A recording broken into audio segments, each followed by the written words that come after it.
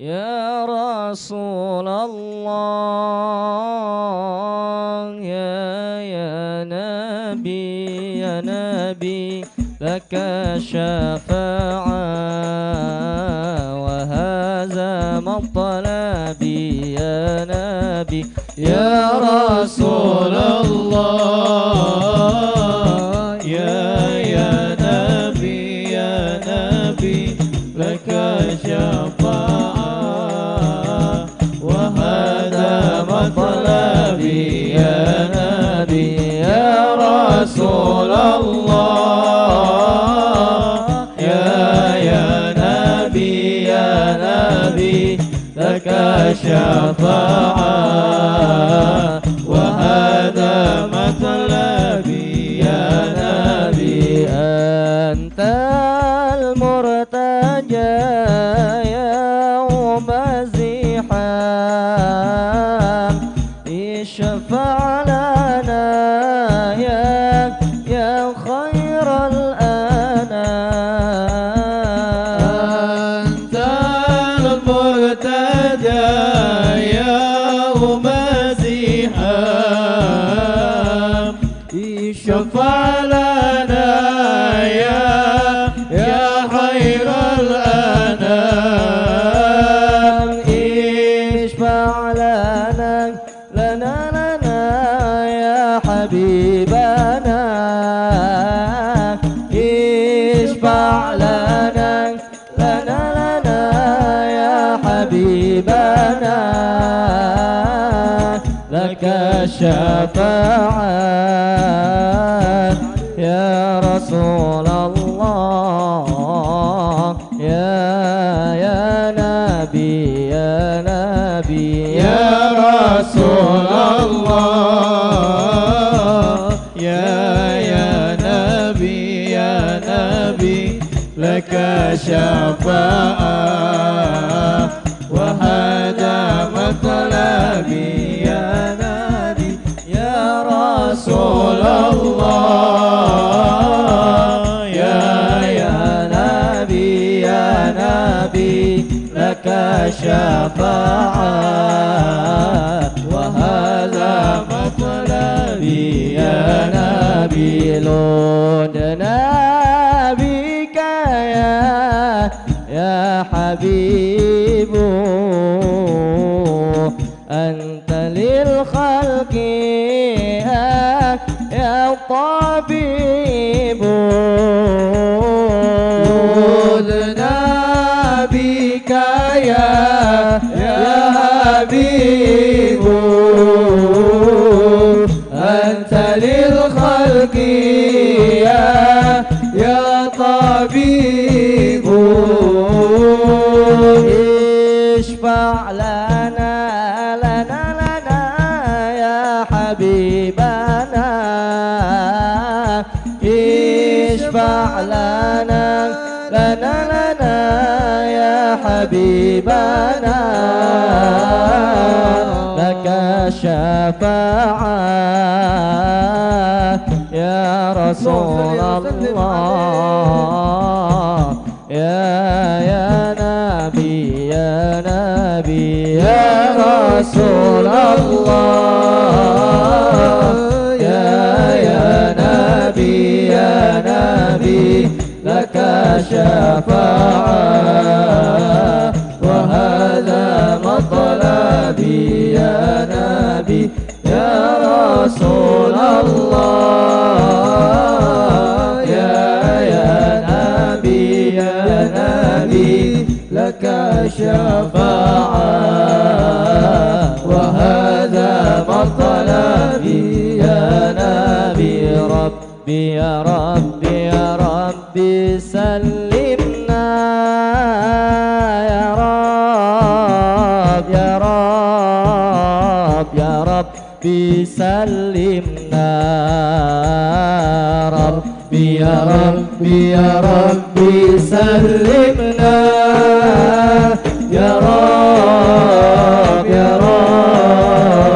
يا ربي سلمنا يا ربي سلمنا يا رب يا رب يا ربي سلمنا واختم لنا في كل حالنا واختم لنا في كل حالنا مملوء بالحكمة مملوء بالإيمان مملوء بالحكمة مملوء بالإيمان ربي يا ربي يا ربي سلمنا يا رب يا رب يا ربي سلمنا ربي يا ربي يا ربي سلمنا يا رب يا رب يا ربي سلمنا الهداية منك يا الله يا الله أبلغ للتقوى إليك يا ربي يا ربي كل الهداية منك يا الله يا الله أبلغ للتقوى إليك يا ربي يا ربي قل قل قل قل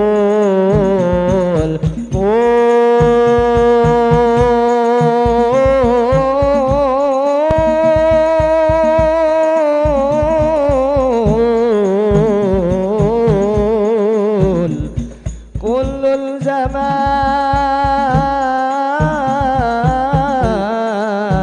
الزمان سلمنا ربي يا ربي يا ربي سلمنا يا رب يا رب يا ربي سلمنا ربي يا ربي يا ربي سلمنا يا رب يا رب يا ربي سلمنا الله الجلال أعطاك الجمال الله الجلال أعطاك الجمال يا شمس الكمال يا نور العين حبيبي محمد محمد محمد خير المرسلين نور المصطفى نور المصطفى نور المصطفى نور المصطفى ملأ الأكوان ملأ الأكوان حبيبي محمد محمد محمد خير المرسلين كفاك فضلا بالعلا الأعلى كفاك فضلا بالعلا الأعلى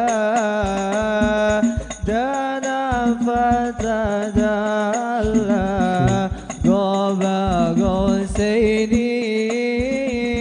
حبيبي محمد محمد محمد خير المرسلين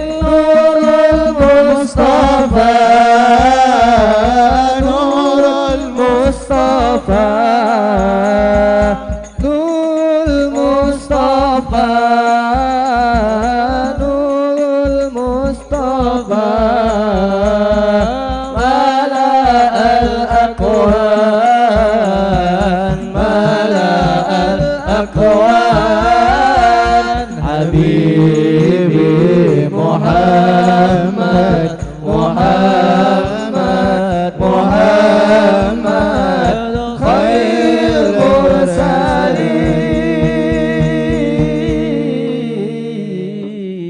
المرسلين. اللهم صل وسلم وبارك عليه وعلى آله.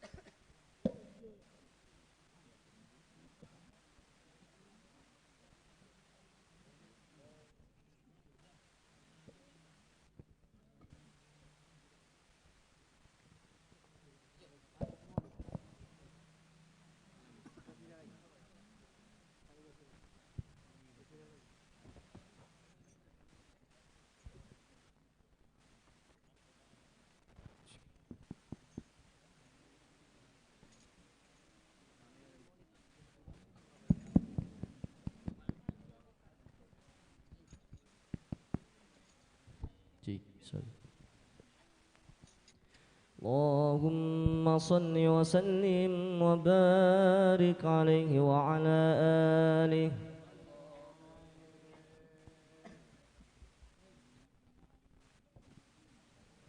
يا خير هادي للأنام يا خير هادي للأنام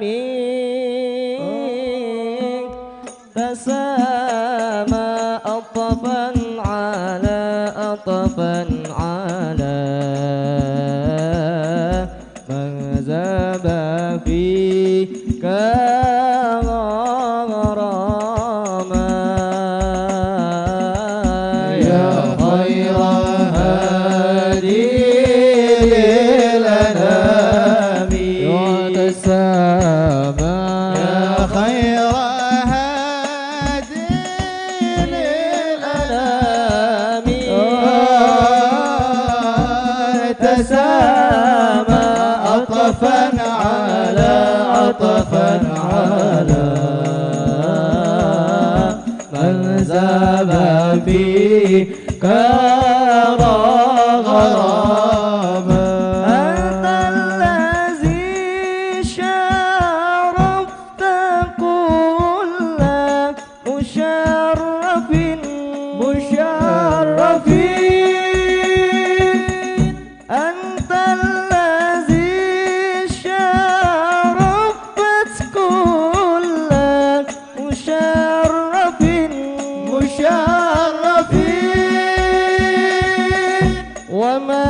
ومنحتنا ومنحتنا ومنحتنا ومنحتنا يا ذا الندى يا إمامنا يا خير هادي للأنام تسامى يا خير هادي للأنام تسامى عطفا على عطف عطفا على من ذاب فيك غراما يا سيد الكونين يا علم الهدى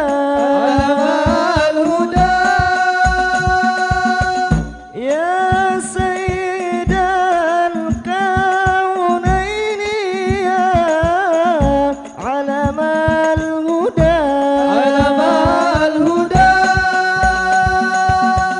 يا من أتى يا من أتى يا من أتى يا من أتى للمرسلين ختاما اللهم صل عليه يا خير هادي للأنام تسامى يا خير هادي للأنام تسامى عطفا على من ذاب فيك غراما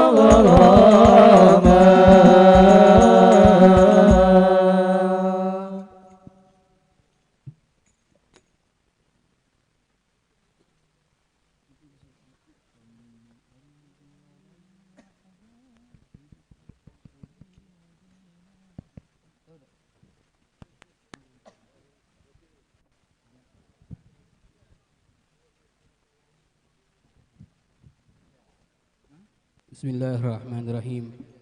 الفاتحة بالقبول والإقبال وصلاح كل حال وأن الله يغفر الذنوب ويصلح الكروب ويكشف الكروب ويستر العيوب ويبارك لنا ولكم في كل حال وفي أهل والمال والإيال ويغفر لنا ولكم ولوالدينا ولوالديكم وجميع المسلمين والمسلمات والمؤمنين والمؤمنات وأن الله يتولانا بولايته ويحفظنا من شر بريته ويغفر لنا تقصيرنا في حقه وفي حق نبيه وفي حق أزواجنا وفي حق والدينا وفي حقوق جميع المسلمين ويبارك لنا في أوقاتنا وساعاتنا وينقلنا وإياكم من ذل المعصية إلى عز الطاعة ومن حديد النقصان إلى عوج المعالي ومن كل حالة دنية إلى كل حالة مرضية ويشفي أمراضنا ويصحح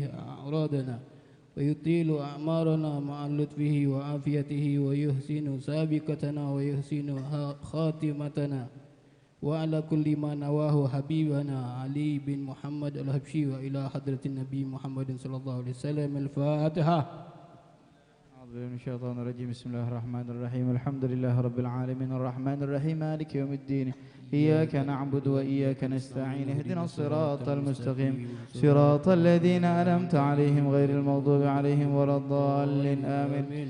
يا ربي صل على محمد يا ربي صل عليه وسلم يا ربي صل على محمد يا ربي صل عليه وسلم يا ربي صل على محمد أشرف بدر في الكون أشراق يا ربي صل على محمد يا ربي صل عليه وسلم يا ربي صل على محمد أكرم داع يدعو إلى الحق يا ربي صل على محمد يا ربي صل عليه وسلم يا ربي صل على محمد المصطفى والصادق المصدق يا ربي صل على محمد يا ربي صل عليه وسلم يا ربي صل على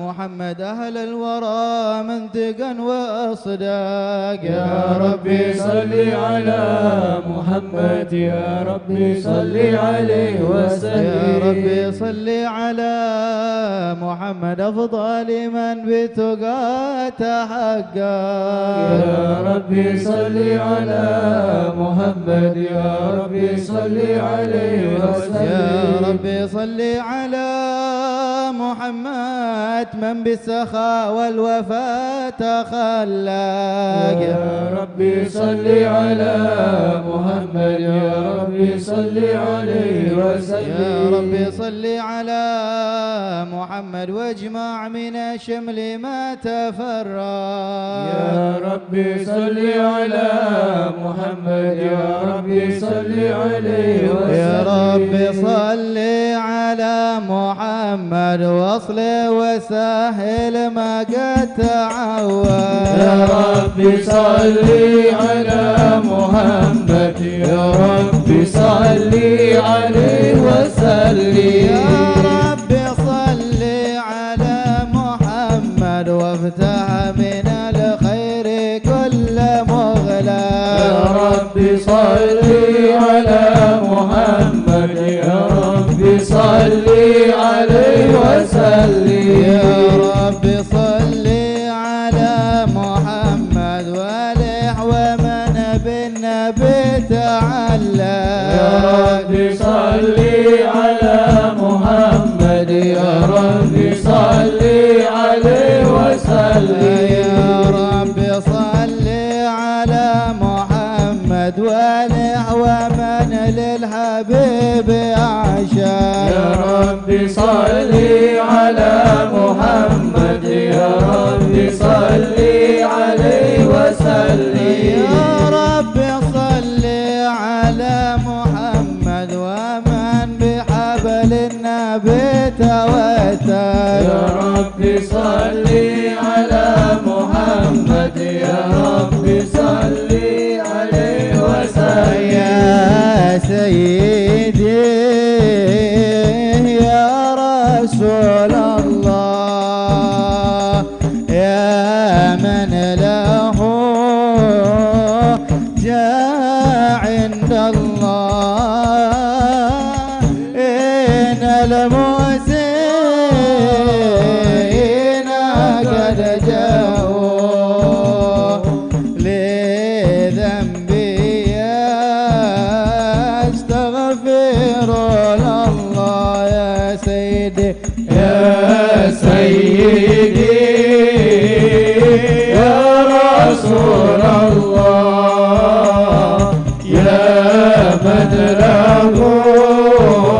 الجاه عند الله إن المسيئين قد جاءوك لذنبي يستغفرون الله المحاجر صافي الله ذاك بنو عيسى بسدا ثم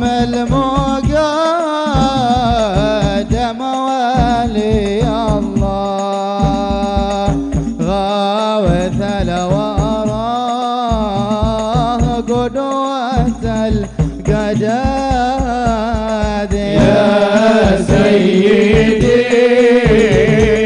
يا رسول الله يا من له الجاه عند الله إن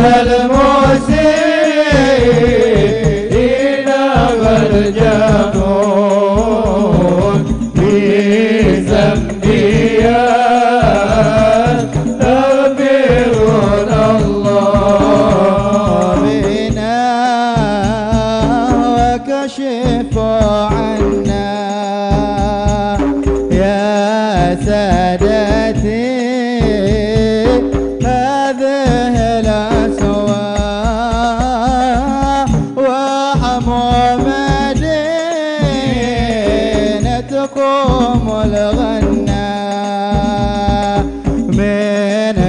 ملاذي شر والبلوى يا سيدي يا رسول الله يا من له الجاه عند الله دين المسلمين والجاه لذنبي يستغفرون الله رقت عيناي شوقا ولطيبة ذرفت عشقا فأتيت إلى حبيبي واهدأ يا قلب رفقا صل على محمد السلام عليك يا رسول الله السلام عليك يا حبيبي يا نبي الله السلام عليك يا رسول الله السلام عليك يا حبيبي يا نبي الله يا رسول الله طيبة جيقت صبا لرسول الله محبا بالروضة سكنت روحي وجوار الهادي محمد يا طيبة جئتك صبا لرسول الله محبا بالروضة سكنك روحي وجوار الهادي محمد السلام عليك يا رسول الله السلام عليك يا حبيبي يا نبي الله السلام عليك يا رسول الله السلام عليك يا حبيبي يا نبي الله يا رسول الله اللهم صل وسلم وبارك عليه وعلى آله.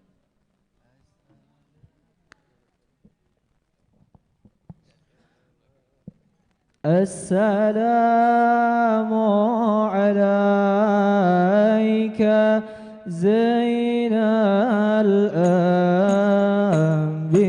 الأنبياء السلام عليك السلام عليك زين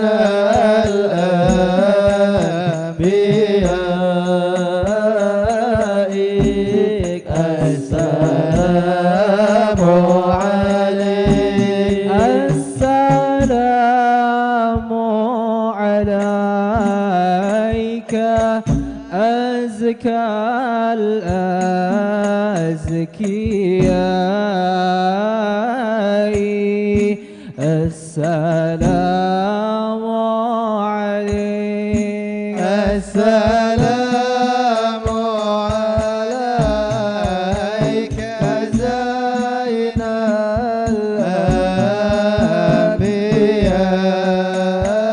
الأنبياء السلام عليك السلام عليك أصفى الأصفياء السلام عليك السلام عليك زين الأنبياء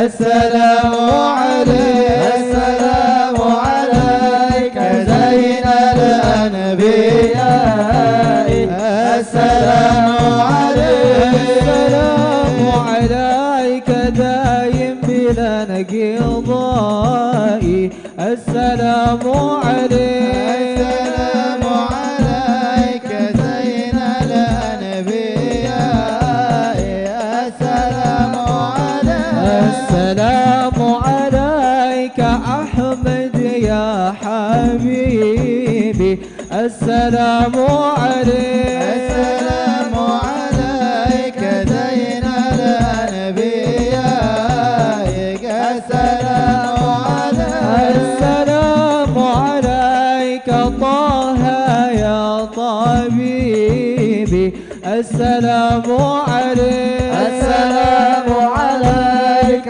زين الأنبياء السلام عليك السلام على المقدم في الإمامة صلى الله عليه السلام عليك زين الأنبياء صلى الله عليه السلام على المتوج بالكرامة صلى الله عليه السلام عليك زين الأنبياء صلى الله عليه اللهم صل وسلم وبارك عليه وعلى آله. أعوذ بالله من الشيطان الرجيم بسم الله الرحمن الرحيم إنا فتحنا لك فتحا مبينا ليغفر لك الله ما تقدم من ذنبك وما تأخر صلى الله عليه ويتم نعمته عليك ويهديك صراطا مستقيما وينصرك الله نصرا عزيزا لقد جاءكم رسول من أنفسكم عزيز عليه ما أنتم حريص عليكم بالمؤمنين رؤوف رحيم فإن تولوا فقل حسبي الله لا إله إلا هو عليه توكلت وهو رب العرش العظيم إن الله وملائكته يصلون على النبي يا أيها الذين آمنوا صلوا عليه وسلموا تسليما اللهم صل وسلم أشرف الصلاة وتسليم على سيدنا ونبينا محمد الرؤوف الرحيم اللهم صل وسلم وبارك عليه وعلى آله اللهم صل وسلم وبارك عليه وعلى آله بسم الله الرحمن الرحيم الحمد لله القوي سلطان والواضح برهانه المبسوط في الوجود كرامه وإحسانه صلى الله عليه تعالى مجده وعظم شانه خلق الخلق الحكمة وطوى عليها علمه وبسط لهم من فائد المنة ما جرت به في أقداره الكسمة صلى الله عليه فأرسل إليه مشرف خلقه وأجل عبيده رحمة تعلقت إرادته الأزلية بخلق هذا العبد المحبوب فانتشرت أثر شرافه في عوالم شهادته والغيوب صلى الله عليه فما أجل هذا المن الذي تكرم به المنان وما أعظم هذا الفضل الذي برز من حضرة الإحسان صورة كاملة ظهرت في هيكل المعمور فتعترت بوجودها أكناف الوجود وطرزت برد العواني بطراد التكريم اللهم صل وسلم أشرف الصلاة والتسليم على سيدنا ونبينا محمد الرؤوف الرحيم اللهم صل وسلم وبارك عليه وعلى آله اللهم صل وسلم وبارك عليه وعلى آله وصحبه صلى الله عليه تجلى الحق في عالم قصه الواسع تجليا قضب انتشار فضله في القريب والشاسع صلى الله عليه فله الذي لا تنحصر أمره بتعداد ولا يمل تكراره بكثرة ترداد حيث أبرز من علم إمكان صورة هذا الإنسان صلى الله عليه ليتشرف بوجوده الثقلان وتنتشر الأصوار في الأكوان فما من سر اتصل به قلب منيب إلا من صوابر فضل الله على هذا الحبيب يا لقلب سروره قد توالى بحبيب عمل أنا ما نوالا جل من شرف الوجود بالنور رمر الكون بهجة وجمالا صلى الله عليه قد ترك في الحسن على مقام وتنهى في مجده وتعالى لاحظته العيون في مجسلته بشرا كاملا يزيه الضلال صلى الله عليه وهو من فوق علم ما قد رأته رفعة في شؤونه وكمالا فسبحان الذي يبرز من حضرتهم امتنان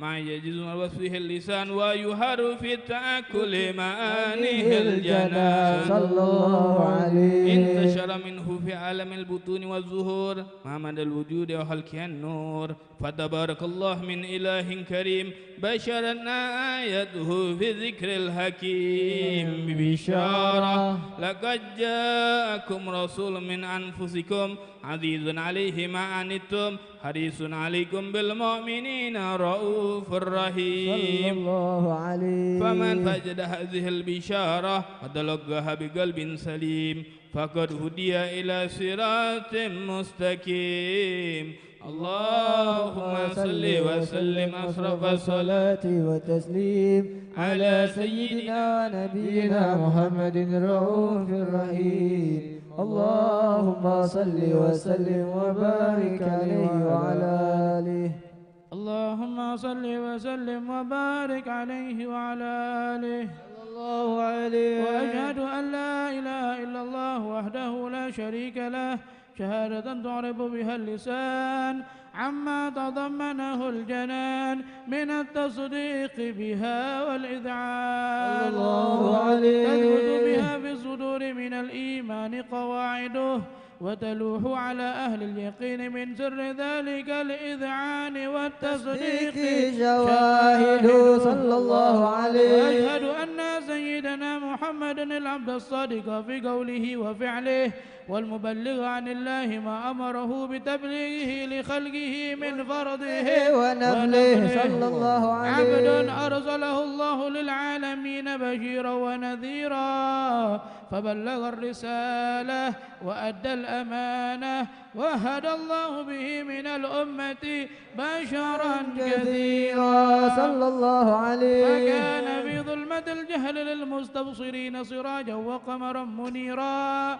فما أعظمها من منة تكرم الله بها على البشر وما أوسعها من نعمة انتشر سرها في البحر والبر صلى الله عليه اللهم صل وسلم بأجل الصلوات وأجمعها وأزكى التحيات وأوسعها على هذا العبد الذي وفى بحق العبودية وبرز فيها في خلعة الكمال وقام بحق الربوبية في مواطن الخدمة لله وأقبل عليه غاية الإقبال صلى الله عليه صلاة يتصل بها روح المصلي عليه به فينبسط في قلبه نور سر تعلقه به وحبه ويكتب بها بعناية الله في حزبه وعلى آله وصحبه الذين ارتقوا صهوة المجد بقربه وتفيأوا ظلال الشرف الأصلي بوده وحبه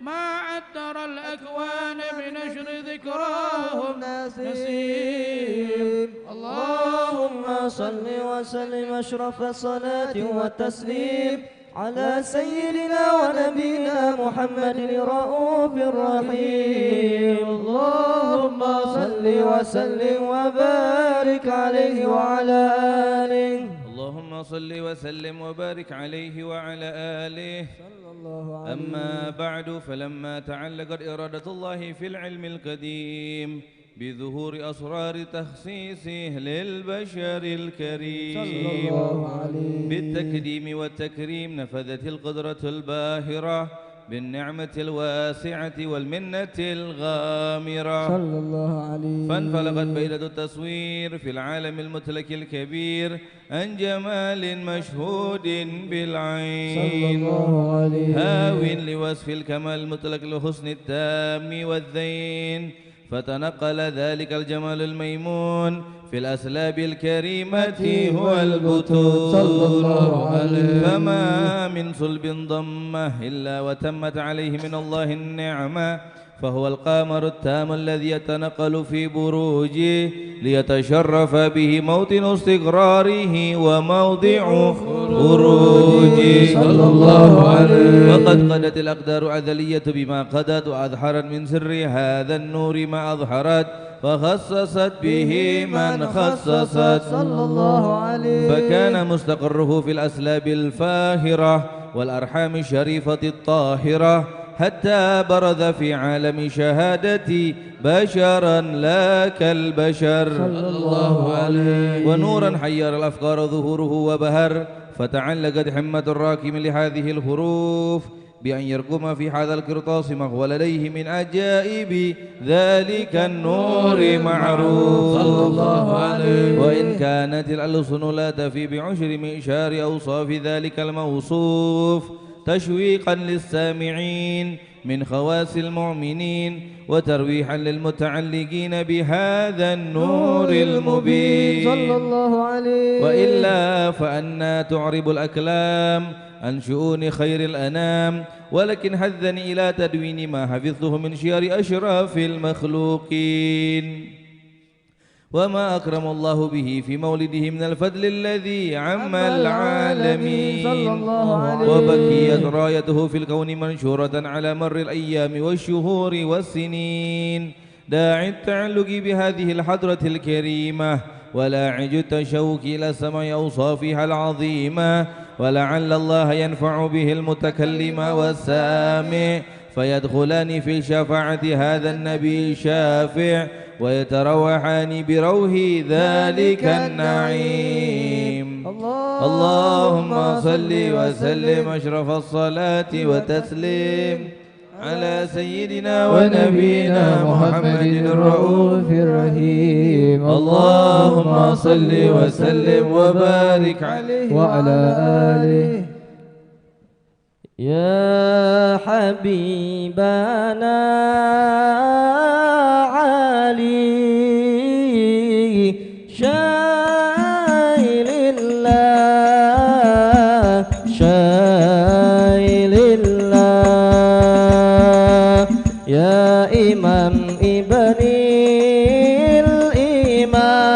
الإمام شايل الله شايل الله يا حبيبنا علي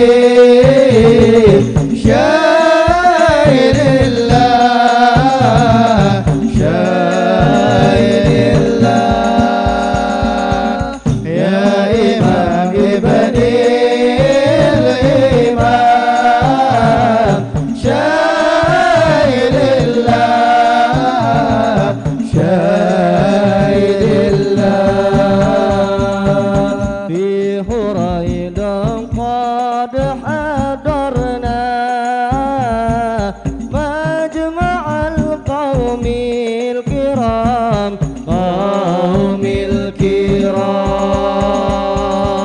وبلغنا ما طلبنا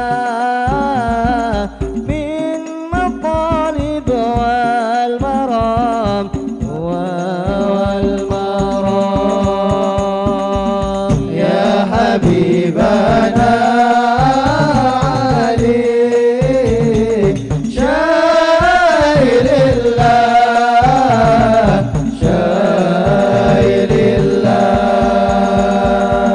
يا إمام ابن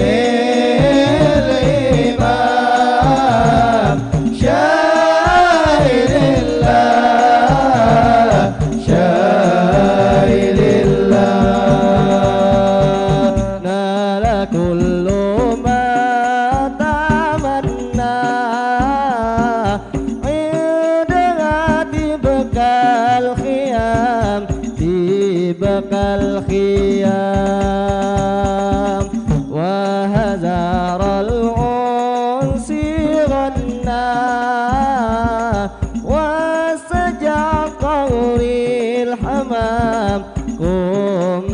الحمام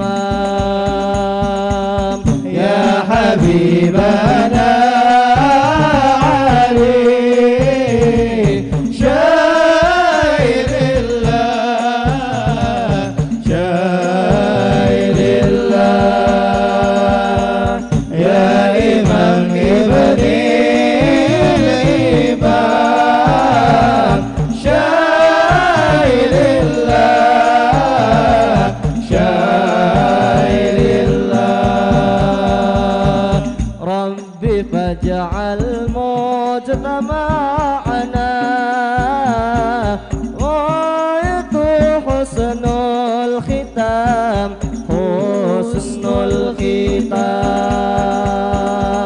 واعطنا ما قد سألنا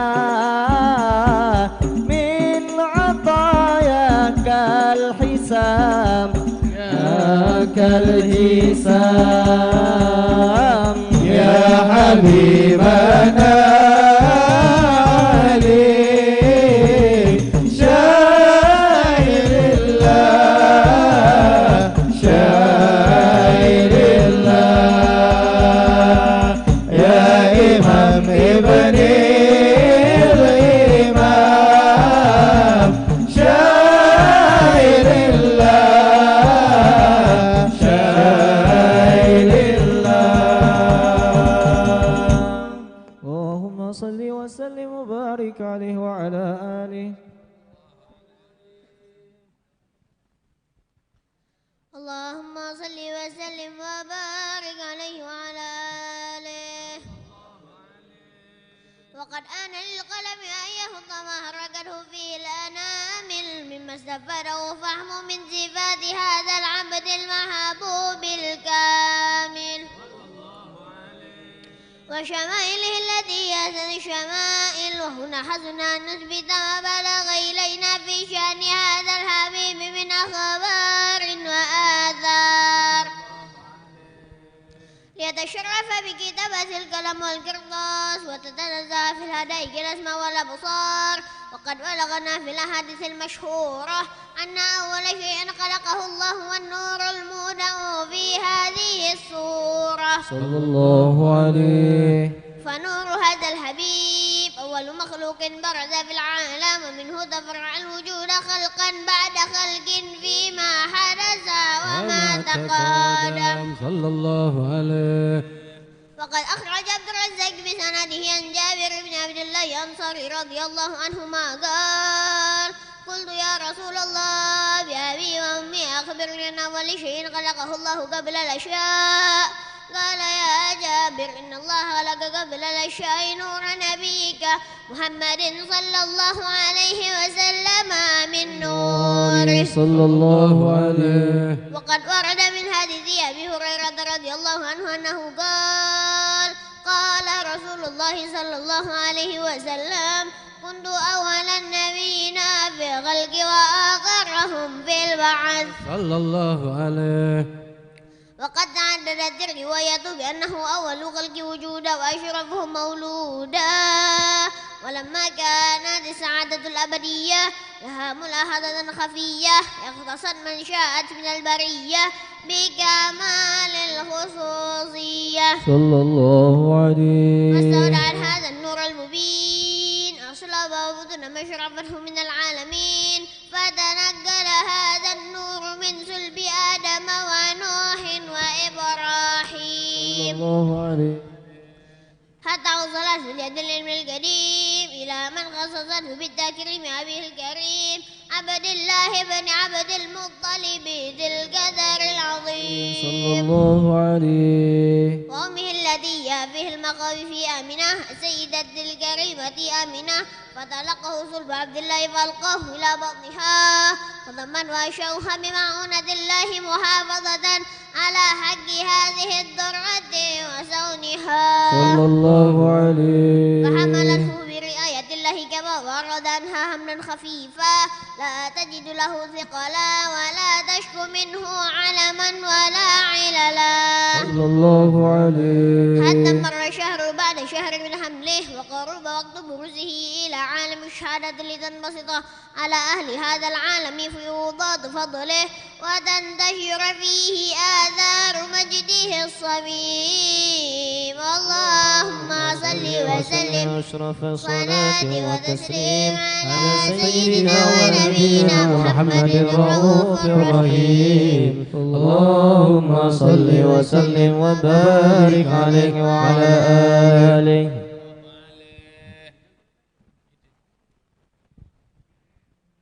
اللهم صل وسلم وبارك عليه وعلى آله.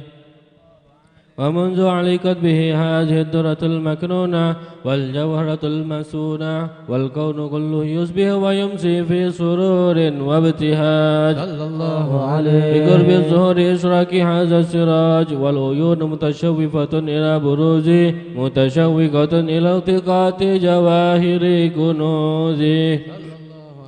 وكل الدابة لقريش نطقت بفصيح العبارة معلنة بكمال البشارة وما من حامل حملت في ذلك العام إلا أتت في حملها بغلام من بركات وسعادة هذا الإمام صلى الله عليه. ولم تزل الأرض والسماوات متضمخة بإثر الفرح بملاقاة أشرف البريات وبروزه من عالم خفى إلى عالم الزهور بعد تنكله في البطون والزهور صلى الله عليه. فأظهر الله في الوجود بهجة التكريم وبسط في عالم الكبير مائدة التشريف والتعظيم ببروز هذا البشر الكريم. اللهم صل وسلم أشرف صلاة وتسليم على سيدنا ونبينا محمد الرؤوف الرحيم. اللهم صل وسلم وبارك عليه وعلى آله.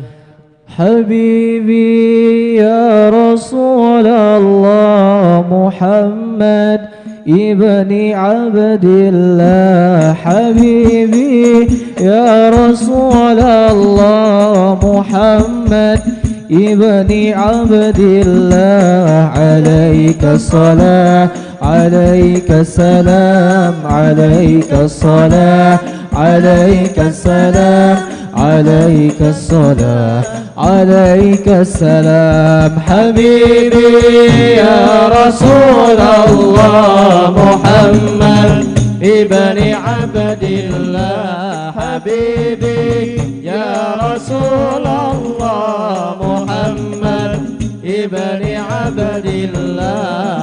عليك صلاة عليك سلام عليك صلاة عليك سلام عليك صلاة عليك سلام. هلم انشد يا حدينا بمن أهواه غنينا. هلم انشد يا حدينا بمن أهواه غنينا. بمن أهواه يا حادي أعيد ربي إنشادي. عليك الصلاة عليك السلام عليك الصلاة عليك السلام عليك الصلاة عليك السلام. حبيبي يا رسول الله محمد ابن عبد الله. حبيبي يا رسول الله محمد ابن عبد الله. عليك صلاة عليك سلام عليك صلاة عليك سلام عليك صلاة عليك سلام. ولولا جيرة الوادي لما رحنا ولا جينا.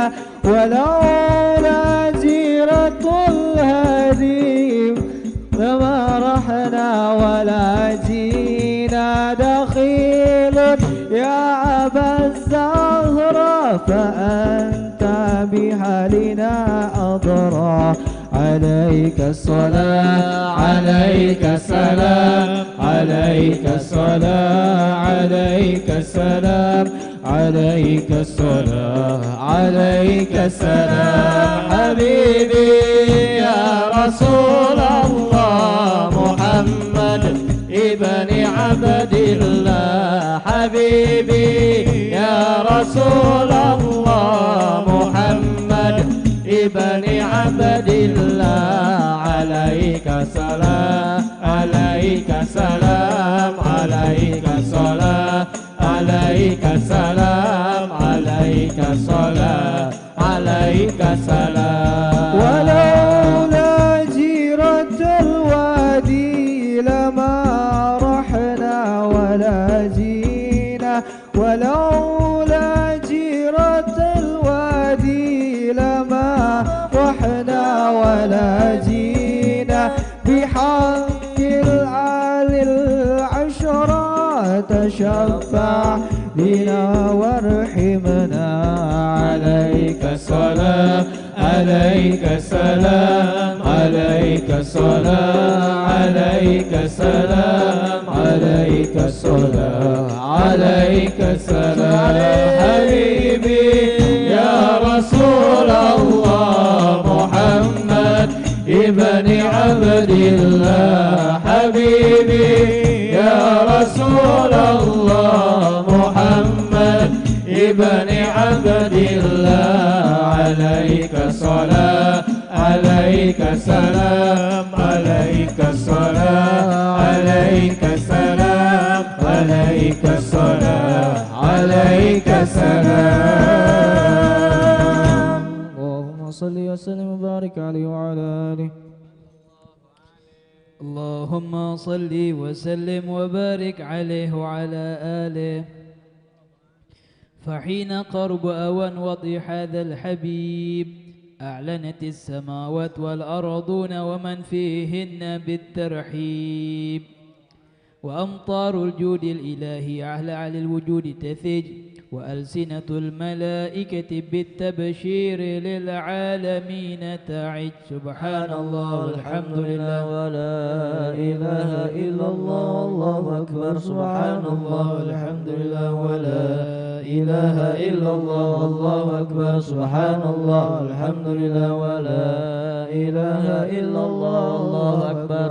والقدرة كشفت قناع هذا المستور ليبرز نوره كاملا في عالم الظهور نورا فاق كل نور.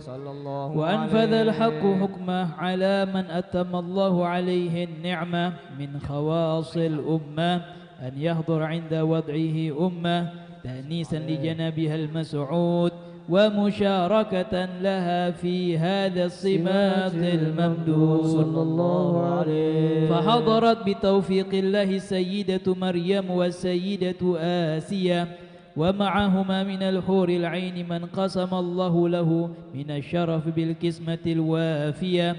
فأتى الوقت الذي رتب الله على حضوره وجود هذا المولود فانفلق صبح الكمال من النور عن عمود وبرز الحامد المحمود مذعنا لله بالتعظيم والسجود. صلى الله على محمد صلى الله عليه وسلم. صلى الله على محمد يا ربي صل وسلم. رسول الله سلام عليك يا رفيع الشان والدرج يا رسول الله سلام عليك يا رفيع الشان والدرج. كل بيت أنت ساكنه ليس محتاجا إلى سرج يا رسول الله سلام عليك يا رفيع الشان ودرج. وجهك الميمون حجتنا يوم وتأتي الناس بالحجج يا رسول الله سلام عليك يا رفيع الشأن والدرج سلام عليك يا رسول سلام عليك يا حبيب سلام عليك صلوات الله عليك الله يا نبي سلام عليك يا رسول سلام عليك الله يا حبيب سلام عليك صلوات الله عليك أشرق الكون ابتهاجا بوجود المصطفى أحمد ولأهل الكون أنس وسرور قد تجدد الله يا نبي سلام عليك يا رسول سلام عليك الله يا حبيب سلام عليك صلوات الله عليك ربوا يا أهل المثاني فهزروا اليوم غراد واستضيئوا بجمال فقع في الحسن تفرد يا نبي سلام عليك يا رسول سلام عليك يا حبيب سلام عليك صلوات الله عليك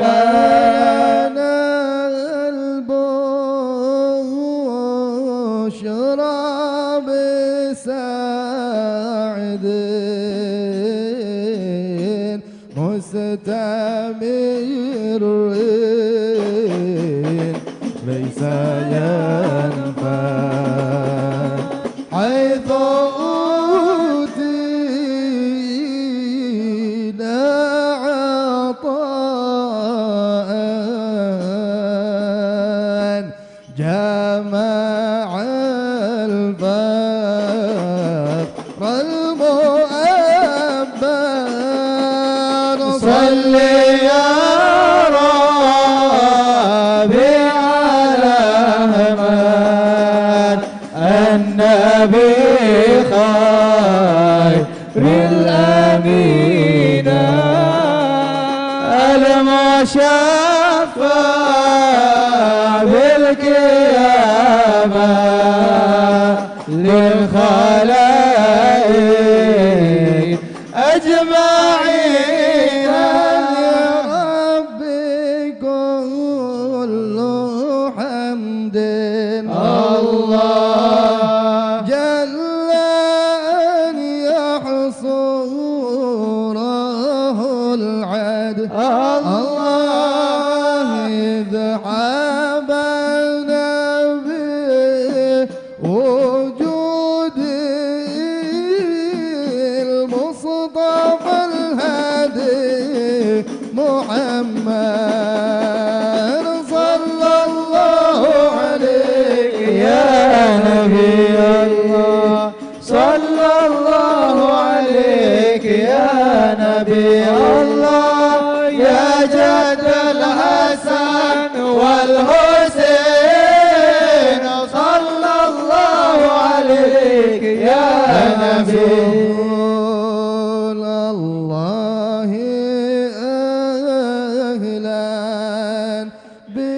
بك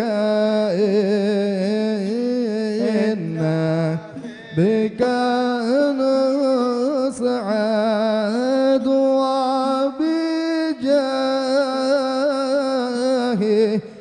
يا إلهي جد وبلغ كل مقصد يا رسول الله جينا لزيارة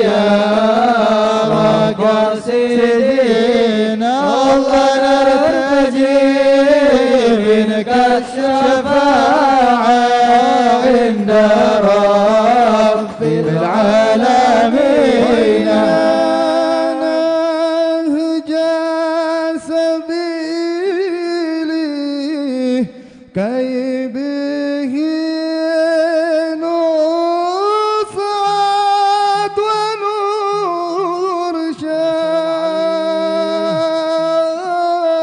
ونرشد ربي بلغنا بجاهه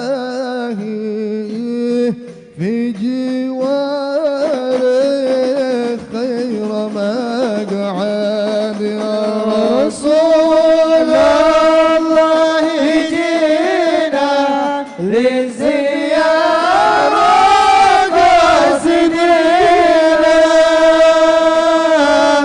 نرتجي منك الشفاعة عند رب العالمين استغفر الله رب البرايا أستغفر الله من الخطايا أستغفر الله رب البرايا أستغفر الله من الخطايا صلاة الله تغشى أشرف الرسل محمد أستغفر الله رب البرايا أستغفر الله من الخطايا صلى الله على محمد يا مولاي صلى الله عليه وسلم يا الله صلى الله على محمد يا مولاي صلى الله عليه وسلم يا الله وسلام مستمر يا مولاي كل حين يتجدد يا الله صلى الله على محمد يا مولاي يا رب صل عليه وسلم يا الله اللهم صل وسلم وبارك عليه وعلى آله. الله عليه.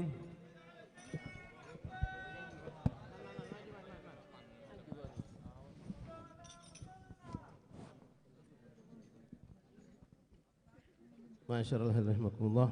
Selanjutnya mari kita bersama menyaksikan prosesi tasmiyah atas seorang bayi perempuan. Yang kita mintakan kepada guru kita yang mulia Al-Habib Umar Abdul Aziz untuk memimpin prosesi tasmiyah. Assalamualaikum warahmatullahi wabarakatuh.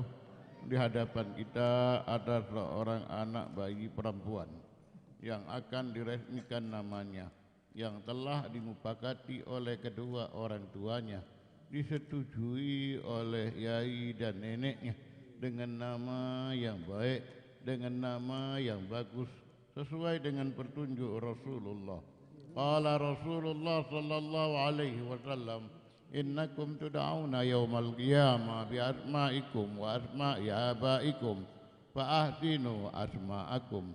Sesungguhnya kalian kelak di hari kiamat akan dipanggil dengan nama-nama kalian dan nama orang tua kalian, maka perbaguskanlah nama-nama kalian. Alhamdulillah, dengan nama yang bagus diberikan anak ini, yaitu Rabi'atul Mardiyah, Rabi'atul Mardiyah binti Ahmad Mustafa. Semoga anak ini akan menjadi anak yang salehah, taat kepada perintah Allah, taat kepada perintah Rasulullah, berbakti kepada kedua orang tuanya, bermanfaat, berguna untuk Islam, muslimin, nusa dan bangsanya, dijaga olehnya Al-Quran, dijaga olehnya As-Sunnah, dan menjadi qurratu ain li sayyidil kaunain ala hadhihi niyya wa ala kulli niyatin salihah. حضرة النبي تتكلم الفاتحة. الحمد لله رب العالمين الرحمن الرحيم مالك يوم الدين إياك نعبد وإياك نستعين اهدنا الصراط المستقيم صراط الذين أنعمت عليهم غير المغضوب عليهم ولا الضالين آمين. بسم الله الرحمن الرحيم. بسم الله والحمد لله ولا إله إلا الله واستغفر الله وصلى الله على رسول الله. ربنا هب لنا من أزواجنا وذرياتنا قرة أعين واجعلنا للمتقين إماما. اللهم بارك لنا في أولادنا ولا تضرهم ووفقهم لطاعتك وارزقنا برهم.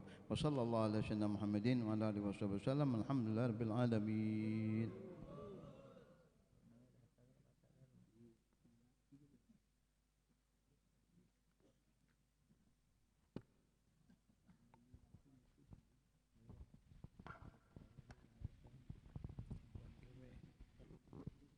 اللهم صل وسلم وبارك عليه وعلى آله.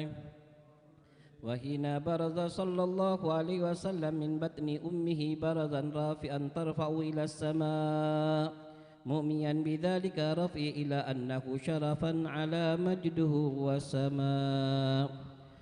وكان وقت مولد سيد الكونين من الشهور شهر ربيع الأول ومن الأيام يوم الاثنين وموضع ولادته وقبره بالحرمين.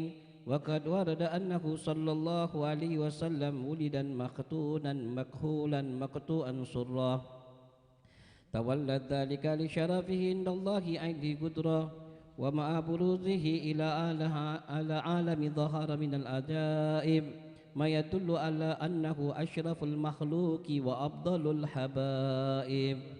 وقد ورد عن عبد الرحمن بن عوف عن أمه شفاء رضي الله عنهما قالت لما ولدت آمنة رضي الله عنها رسول الله صلى الله عليه وسلم وقع على يدي فاستهل وسمعت قائلا يقول رحمك الله أو رحمك ربك.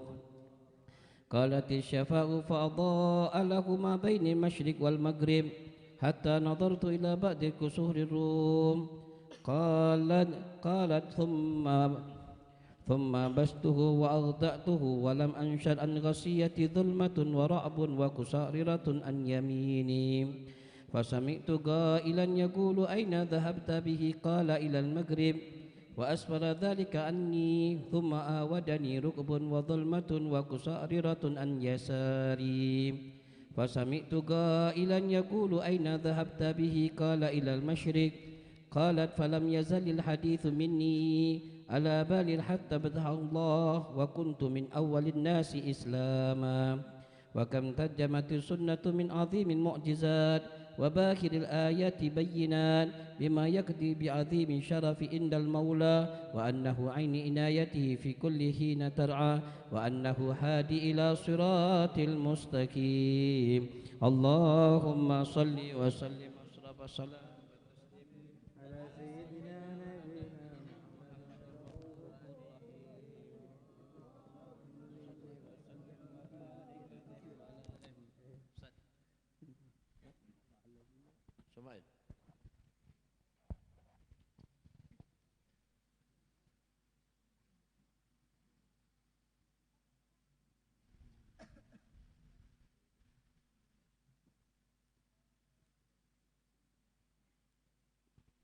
اللهم صل وسلم وبارك عليه وعلى آله.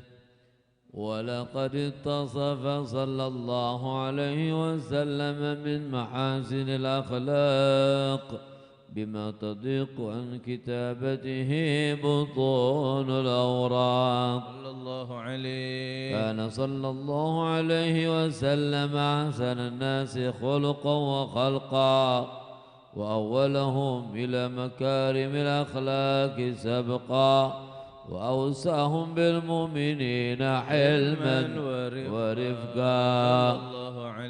برا رؤوفا لا يقول ولا يفعل إلا معروفا. له الخلق السهل واللفظ المحتوي على المعنى الجزل. إذا دعاه المسكين أجابه إجابة معجلة وهو الأب الشفيق الرحيم لليتيم والأرملة صلى الله عليه. وله مع سهولة أخلاقه الهيبة القوية التي ترتعد منها فرائص الأقوياء من البرية. ومن نشر طيبه تعطرت الطرق والمنازل وبعرف ذكره تطيبت المجالس والمحافل. صلى الله عليه. فهو صلى الله عليه وسلم جامع الصفات الكمالية والمنفرد في خلقه وخلقه بأشرف خصوصية. فما من خلق في البرية محمود إلا وهو متلقى عن زين الوجود. أجمعت في وصف الحبيب وشانه وله العلا في مجده ومكانه. أوصاف عز قد تعالى مجدها أخذت على نجم السها بعنانه. وقد انبسط القلم في تدوين ما أفاده العلم من وقوع مولد النبي الكريم وحكاية ما أكرم الله به هذا العبد المقرب من التكريم والتعظيم والخلق العظيم. فحسن مني أن أمسك عنة الأكلام في هذا المقام وأقرأ السلام على سيد الأنام. السلام عليك أيها النبي ورحمة الله وبركاته. السلام عليك أيها النبي ورحمة الله وبركاته. السلام عليك أيها النبي ورحمة الله وبركاته. وبذلك يحسن الختم كما يحسن التقديم فعليه أفضل الصلاة والتسليم. اللهم صل وسلم أشرف الصلاة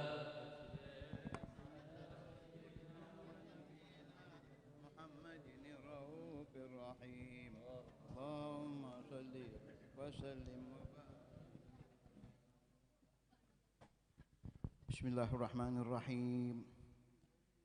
بسم الله والحمد لله ولا إله إلا الله استغفر الله وصلى الله على رسول الله. الحمد لله رب العالمين. اللهم صل وسلم على سيدنا محمد في الأولين. اللهم صل وسلم على سيدنا محمد في الآخرين. اللهم صل وسلم على سيدنا محمد في كل وقت وحين. اللهم صل وسلم على سيدنا محمد في الملأ الأعلى إلى يوم الدين. اللهم صل وسلم على سيدنا محمد وعلى آله وصحبه أجمعين. ولما نظم الفكر من دراري الأوصاف المحمدية عقودا توجهت إلى الله متوسل بسيدي وحبيبي محمد صلى الله عليه وسلم أن يجعل سعي به مشكورا وفعلي به محمودا ويكتب عملي بالأعمال المقبولة وتوجهي في التوجهات الخالصة والصلات الموصولة. اللهم يا من إليك توجه الأعمال فتعود ظافرة وعلى باب عزتي تحط الرحال فتغشاها منه الفيوضات الغامرة.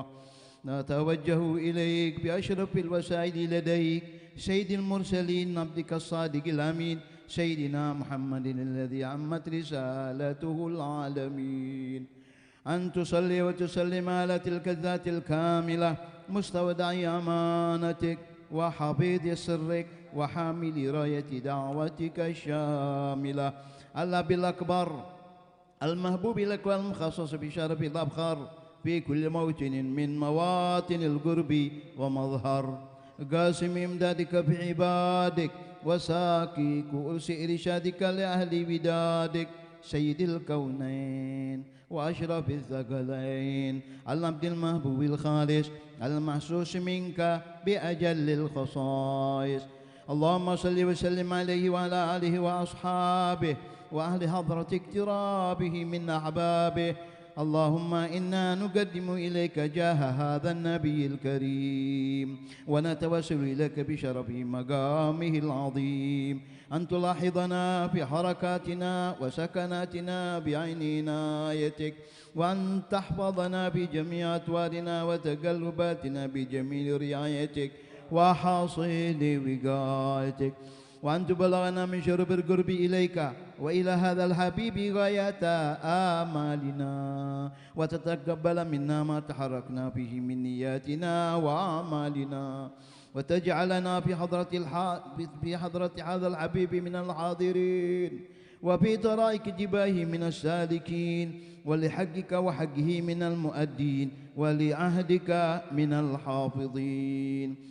اللهم إن لنا أطمعا في رحمتك الخاصة فلا تحرمنا، وظنونا جميلة هي وسيلتنا إليك فلا تخيبنا.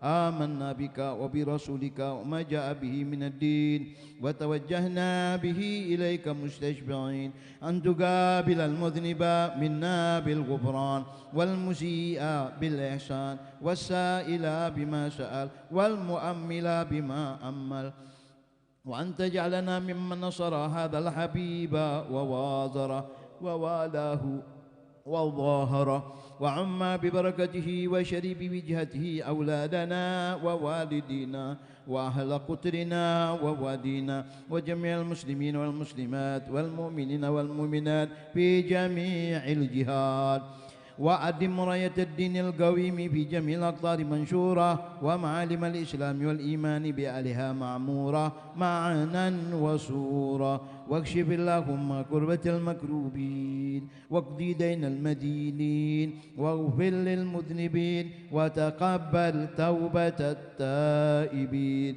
وانشر رحمتك على عبادك المؤمنين أجمعين، واكفي شر المعتدين والظالمين، وابسط العدل بولاة الحق في جميع النواحي والأقطار، وأيدهم بتأييد من عندك ونصر على المعاندين من المنافقين والكفار، واجعلنا يا رب في الحصن الحصين من جميع البلايا، وفي الهرج المكين من الذنوب والخطايا، وأدمنا في العمل بطاعتك وصدق في خدمتك قائمين، وإذا توفيتنا فتوفنا مسلمين مؤمنين، واختم لنا منك بخير أجمعين. وصل وسلم على هذا الحبيب المحبوب للأجسام والأرواح والقلوب، وعلى آله وصحبه ومن إليه منسوب، وآخر دعوانا أن الحمد لله رب العالمين. سبحان ربك رب العزة عما يصفون،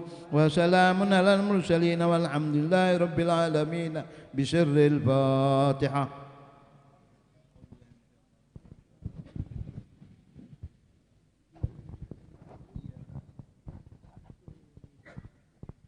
ربنا تقبل منا يا من بحمدك يا ارحم الراحمين، وصلى الله وسلم الحمد لله رب العالمين.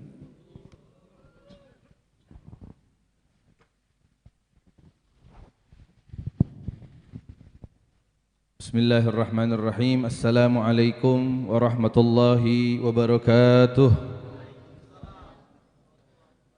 الحمد لله الذي هدانا لهذا وما كنا لنهتدي لولا أن هدانا الله. أشهد أن لا إله إلا الله وحده لا شريك له. اللهم صل وسلم وبارك على سيدنا محمد مفتاح باب رحمة الله عدد ما في علم الله، صلاة وسلاما دائمين بدوام ملك الله، وعلى آله وصحبه ومن والاه، ولا حول ولا قوة إلا بالله. أما بعد.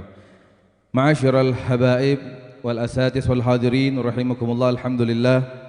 Segala puji bagi Allah Subhanahu wa taala. Di malam yang mulia ini Allah Subhanahu wa taala senantiasa masih memberikan kita taufik wal hidayah untuk kita hadir untuk berkumpul bersama-sama dalam rangka kita memperingati miladur Rasul sallallahu alaihi wa ala alihi wasallam, yang mana pada malam hari ini yaitu malam ke-13 daripada rangkaian majelis Maulid Ishrin yang kita adakan. Kita berada di majelis mini soccer yang dibina oleh guru kita Fadilatul Ustaz Al-Habib Muhammad Syukri bin Ali bin Syahab. Mudah-mudahan hadirnya kita di ini tempat senantiasa mendapatkan cucuran rahmat dari Allah Subhanahu wa taala. Amin ya rabbal alamin. Ma'asyiral hadirin rahimakumullah. Salawat teriringkan salam senantiasa kita curahkan buat orang yang dimuliakan oleh Yang Maha Mulia, junjungan Nabi agung kita, Nabi besar kita, Nabi Muhammad sallallahu alaihi wa ala alihi wasallam, beserta para keluarganya, para sahabat, para tabi'in, tabi'in wa man tabi'ahum bi ihsanin ila yaumiddin. Ma'asyiral hadirin rahimakumullah. Seperti biasa sebelum menginjak acara selanjutnya, Al-Faqir akan mengumumkan rangkaian majelis Maulid Ishrin untuk malam-malam berikutnya. Untuk malam besok yaitu malam Senin, insyaallah peringatan Maulid akan bertempat di Majelis Al-Khair wal Barakah, asuhan daripada Al-Ustaz Ahmad bin Alwi Al-Kaf yang beralamat di 10 Ilir atau di Sungai Buntu.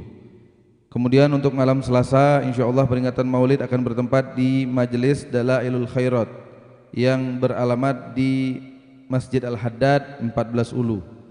Kemudian untuk malam Rabu insyaallah peringatan Maulid akan bertempat di Mushallah Al-Ikhlas yang beralamat di lorong Sungai Jeruju atau di belakang Masjid Darul Muttaqin. Ma'asyiral hadirin rahimakumullah. Untuk selanjutnya marilah sama-sama kita dengarkan kalimat tasyakur yang akan disampaikan oleh pembina daripada Majelis Mini Soccer kepada Ustaz Al-Habib Muhammad Syukri bin Ali bin Syahab. Fa'alaihi falyatafaddal mashkura.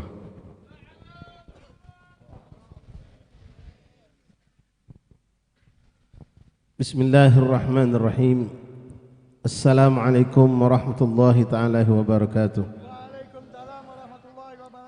Bismillah walhamdulillah wassalatu wassalamu ala rasulillah Sayyidina Maulana Muhammad bin Abdullah wa ala alihi wa sahbihi wa man wala. Alhamdulillah thumma alhamdulillah.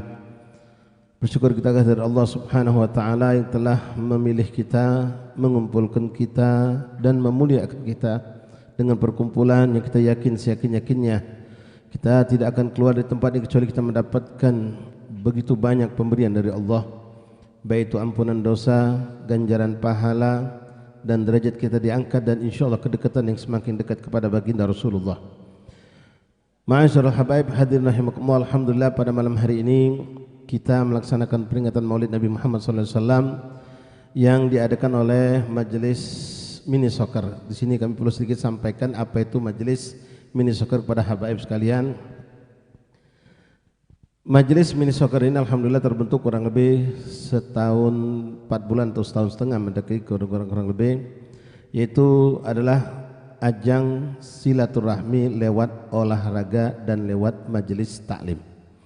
Jadi inisiatif dari beberapa ikhwan memang hobi main bola kaki. Tadinya main bola kaki mereka sering lakukan, akhirnya alhamdulillah karena mayoritas yang main kumpul itu anak majelis, maka alhamdulillah dengan izin Allah kita kembangkan. Sebelum melakukan main bola kaki tersebut kita datangkan ustadz untuk mereka sebelum dapat jasmani yang sehat mendapatkan dulu rohani yang sehat. Sebagaimana kalau kita dengar lagu kita, lagu kebangsaan kita Pak, disebutkan di situ bangunlah jiwanya baru bangunlah badannya. Jadi jiwa dulu yang harus dibangun. Alhamdulillah begitu besar manfaat daripada ajang ini, berkumpul dari hari demi hari bermacam-macam rekan-rekan kita dari bermacam majalis, sehingga di sini yang sangat menonjol kita dapatkan adalah ajang silaturahim.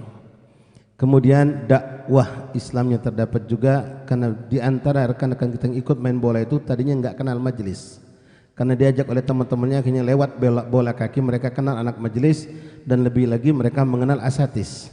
Dan di antara nataij atau hasil yang kita dapatkan alhamdulillah tidak sedikit mereka dari situ akhirnya ikut majelis taklim. Ini yang alhamdulillah kita dapatkan.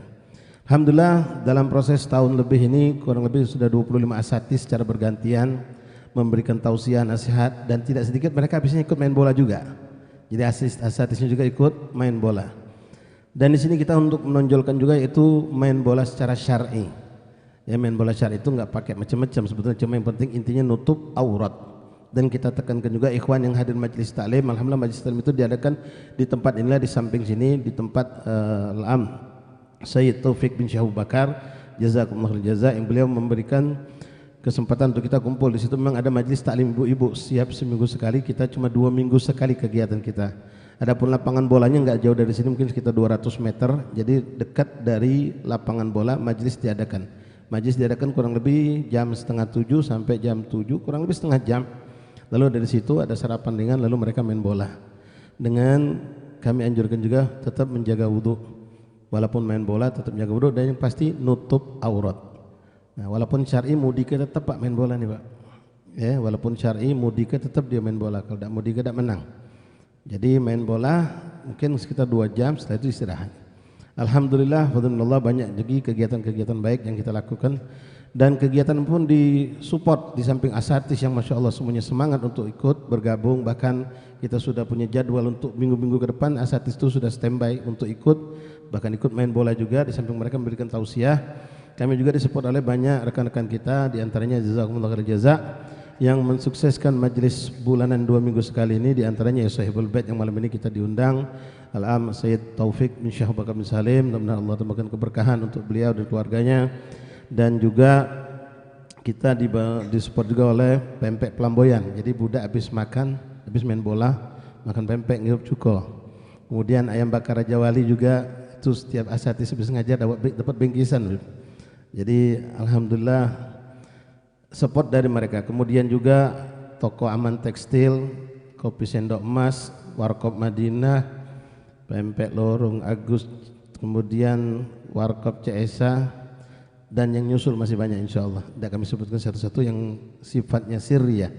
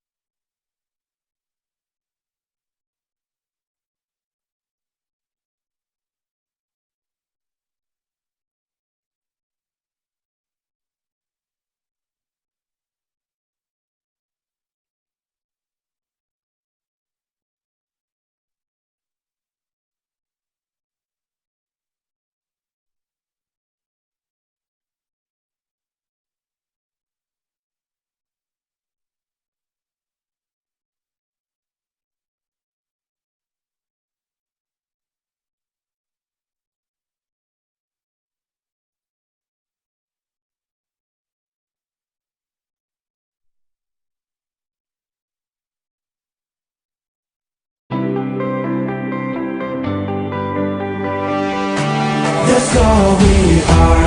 The sun comes up and it goes back down. We search for love and it's love we found. We live our life now, we come this far. We won't stop now, this is all we are.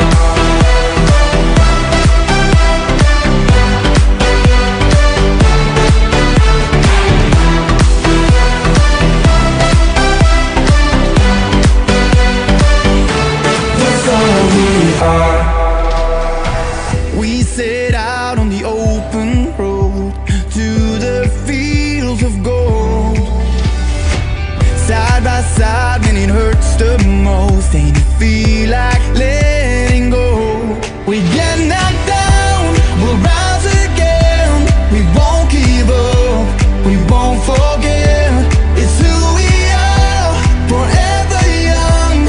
Light up the dark, break down these walls. That's all we are. The sun comes up and it goes back down. We search for love and it's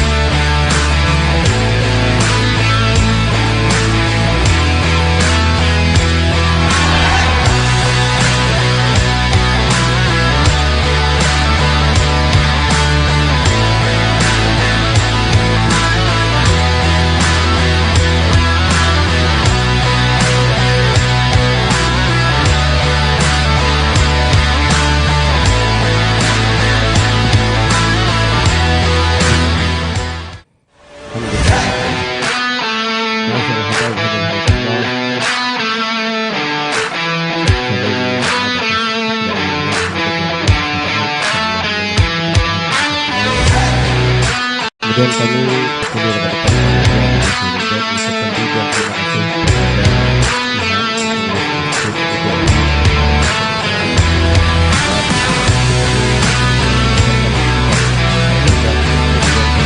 kepada lingkungan kita akan bertambah keberkahan. Allah angkat segala keburukan dan Allah datang semua kebaikan setelah acara ini insyaallah taala. Dan lupa pula kepada para guru-guru kita, para habaib kita yang hadir bersama kita pada malam hari ini. Jazakumullah khairul jaza. Habibana Habib Umar, Habib Muhsin, Habib Helmi, Abi Ali, Syekhan dan para habaib yang lainnya yang tidak bisa kami sebutkan satu persatu. Kepada panitia Maulid Ishrin, jazakumullah khairul jaza, dan semua rekan-rekan yang ikut berkhidmah pada malam hari ini sehingga terlaksana acara kita pada malam hari ini. Mudah-mudahan Allah Subhanahu wa taala menjadikan majelis mini soccer ini dan juga majelis Maulid kita selalu dalam lindungan Allah dan keberkahan, dan insyaallah setiap tahun kami akan mengadakan Maulid Nabi Muhammad SAW. Terlepas itu ikut dalam program Ishrin atau Arba'in atau mungkin Mustaqillah berdiri sendiri, insyaallah niat kami setiap tahun akan mengadakan peringatan Maulid ini. Mungkin tidak berpanjang lebar karena kita menanti tausiah dari guru kita yang mulia Habib Faris Al-Attas. Mungkin kita langsung persilahkan kepada beliau untuk menyampaikan tausiahnya. Panitia kalau pacak kipas dihidupkan, yang tidak perlu manfaat boleh dimatikan, lighting dimatikan, tapi kalau bisa kipas dinyalakan untuk. Dan kalau ada air boleh dibagikan, mungkin banyak yang haus. Masyaallah ahbab hadirin rahimakumullah, sekali lagi kami minta maaf atas segala kekurangan yang telah terjadi dan atau mungkin akan terjadi lagi, mudah-mudahan tidak. Dan kami ucapkan jazakumullah jaza atas semua panitia, semua yang ikut berkhidmah pada malam hari ini.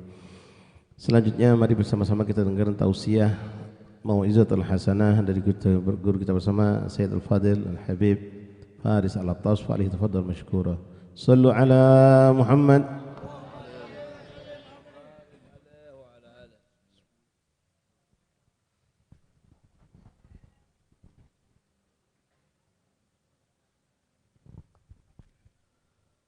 Assalamualaikum warahmatullahi wabarakatuh.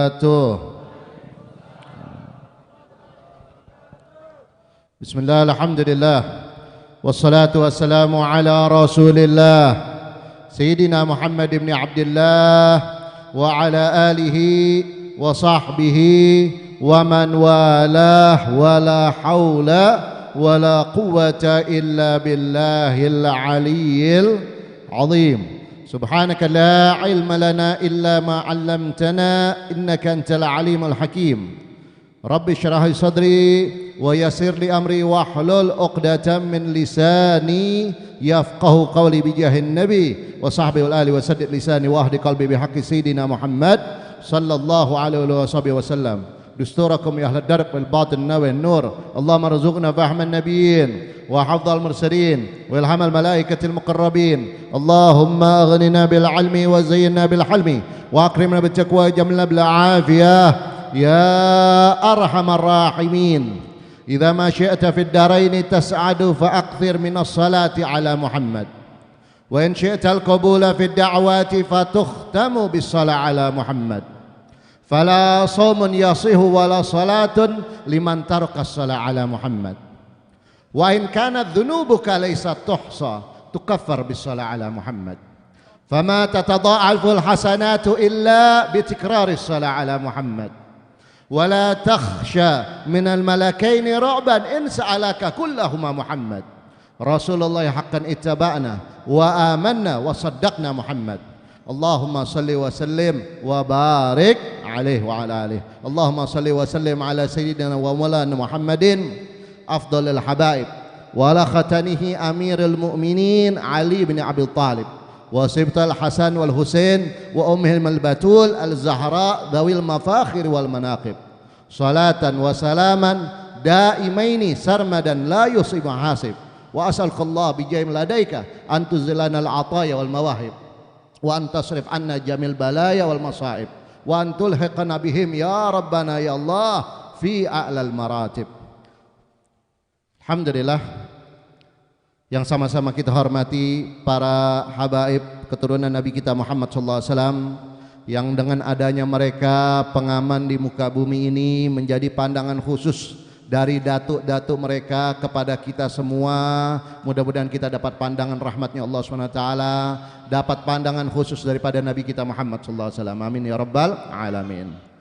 Terkhusus Fadilatul Habib Umar Abdul Aziz bin Syahab, hafizahullah ta'ala wa ta'ala betul hayatih. Begitu juga dengan Fadilatul Habib Muhsin bin Abdullah Al-Habsyi, hafizahullah ta'ala wa ta'ala betul hayatih. Begitu juga dengan pembina daripada Maulid Ishrin Fadilatul Habib Umar Al-Munawwar, pembina daripada asuhan pengasuh daripada Majelis Mini Soccer Fadilatul Habib Muhammad Syukri bin Ali bin Syahab, dan semua para habib kita, Habib Ali, Habib Syekh dan yang lain-lainnya. Mudah-mudahan Allah Subhanahu wa taala menjaga mereka semua, menyehatkan badannya, meluaskan rezekinya, dilancarkan oleh Allah Subhanahu wa taala segala urusannya. Semua Allah jaga daripada mata-mata yang hasud, orang-orang yang hasud, orang-orang yang jauh dari Allah Subhanahu wa taala. Begitu juga dengan para asatidah, para tuan-tuan guru, para pewaris Nabi kita Muhammad sallallahu alaihi wasallam, yang dengan adanya mereka mengenalkan kita siapa Habibina Muhammad sallallahu alaihi wasallam, mengenalkan kita bagaimana benar-benar kita menjalankan syariat Nabi Muhammad sallallahu alaihi wasallam, mengenalkan kita bagaimana kita beribadah kepada Allah Subhanahu wa taala. Mudah-mudahan Allah jaga mereka semua, Allah sehatkan badannya, Allah luaskan rezekinya. Begitu juga dengan para tokoh masyarakat, para alim ulama, para sesepuh dari baik juga pengurus daripada masjid, mujahidin dan yang lain-lainnya, para panitia. Mudah-mudahan Allah Subhanahu wa taala memberikan kekuatan kepada mereka semua, dijadikan semua hajat-hajatnya antum dan yang lainnya dikabulkan oleh Allah Subhanahu wa taala. Amin ya rabbal alamin. Ikhwana rahimakumullah. Alhamdulillah tsumma alhamdulillah. Kita berada di sini peringatan Maulid Nabi kita Muhammad sallallahu alaihi wasallam. Peringatan Maulid Nabi Muhammad sallallahu alaihi wasallam itu manfaat buat kita semua, baik dia orang muslim lebih-lebih lagi ataupun selain daripada Islam, selain orang muslim. Semuanya dapat manfaat berkat Habibina Muhammad sallallahu alaihi wasallam. Dan mudah-mudahan kita dapat manfaat, baik manfaatnya kelihatan di dunia saat ini cepat, dan juga manfaatnya nanti di akhirat masuk surga bersama Habibina Muhammad sallallahu alaihi wasallam. Fa ikhwan rahimakumullah, sebagaimana dijelaskan bahwasanya Abu Lahab, yaitu di dalam Al-Hafidz Ad-Dimishqi, beliau menjelaskan idza kana hadza kafiran ja'a dhammuhu wa tabbat yadahu fil jahimi mukhallada ata annahu fi yaumil itsnaini daiman yukhaffafu anhu lisururi bi ahmada famadhannu bil abdil ladzi kana umruhu aw tula umrihi bi ahmada masururan wa mata muwahhida. Seorang Abu Lahab itu mendapatkan manfaat karena gembira akan kelahiran Nabi Muhammad sallallahu alaihi wasallam. Somang sesaat, satu hari, di hari Senin kelahiran Nabi dia gembira, walaupun setelahnya tidak iman, maka diringankan azabnya setiap hari Senin karena kegembiraannya akan Habibina Muhammad sallallahu alaihi wasallam. Bagaimana tanggapan kita semua bagi orang yang setiap saatnya cinta kepada Nabi Muhammad sallallahu alaihi wasallam dan meninggal dalam keadaan tauhidnya Allah Subhanahu wa taala? Lebih-lebih lagi ikhwan rahimakumullah. Fa ikhwan rahimakumullah, Habibina Muhammad sallallahu alaihi wasallam orang yang paling kasih sama kita semua. Nabi Muhammad SAW orang yang paling sayang sama kita semua, ikhwan rahimakumullah. Sayang sama umatnya, kasih sama umatnya. Bahkan ikhwan rahimakumullah, hal yang demikian gerak-geriknya Nabi Muhammad SAW, saking kasihnya kepada umat, saking sayangnya kepada umatnya, itu sampai apa? Dijadikan semua perihalnya oleh Allah Subhanahu wa taala kepada Habibina Muhammad sallallahu alaihi wasallam. Bahkan diriwayatkan, dijelaskan di dalam kitab Husnudzan billah di karangan Ibn Abi Sayyid Nas. Dijelaskan ikhwan rahimakumullah bahwasanya Allah Subhanahu wa taala dalam hadis qudsinya mewahyukan kepada Habibina Muhammad sallallahu alaihi wasallam, "Ya Muhammad, law syi'ta an aj'al amra ummatika ilaik."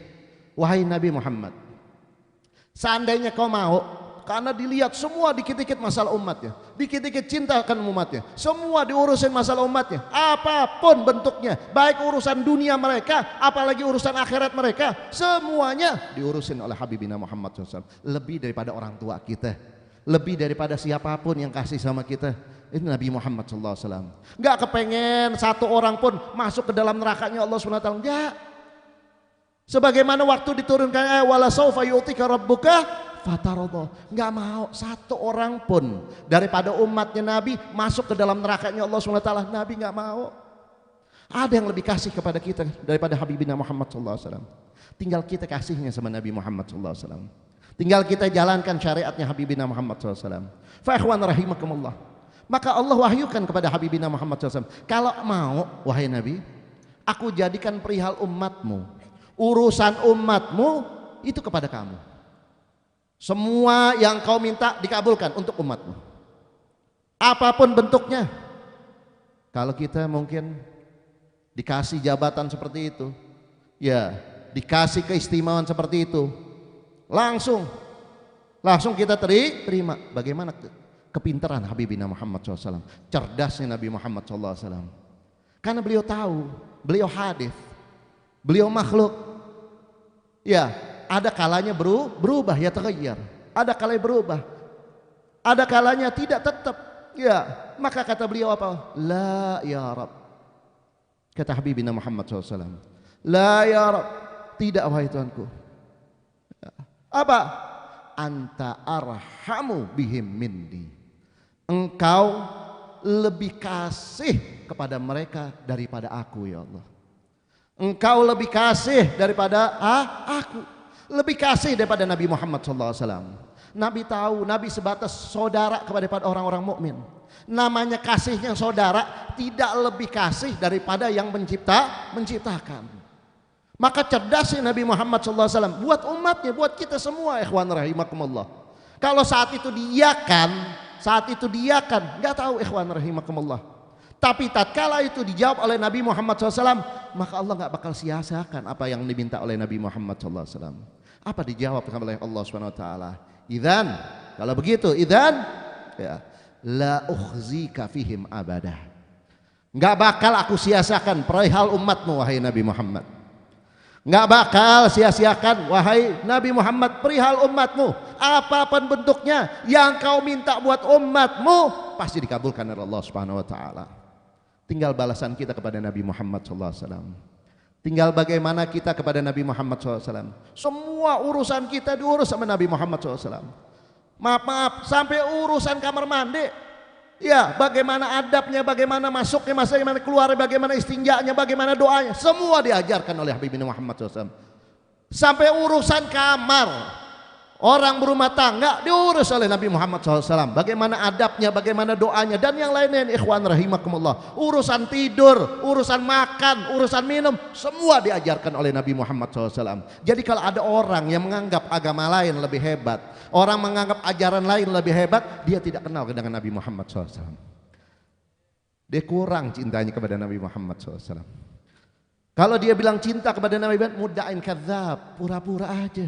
Dia dusta dengan cintanya Nabi Muhammad SAW. Ya, karena semua urusan-urusan kita semua sudah diajarkan oleh Nabi Muhammad SAW. Tinggal kita ngaji, alhamdulillah. Bahkan ikhwan rahimakumullah, urusan kesehatan nih majelis mini soccer. Ya, ada mini soccernya, ada apa? Riyadhahnya, olahraganya, urusan riyadhah, urusan dunianya kita, kesehatan kita dipikirkan oleh Nabi Muhammad SAW.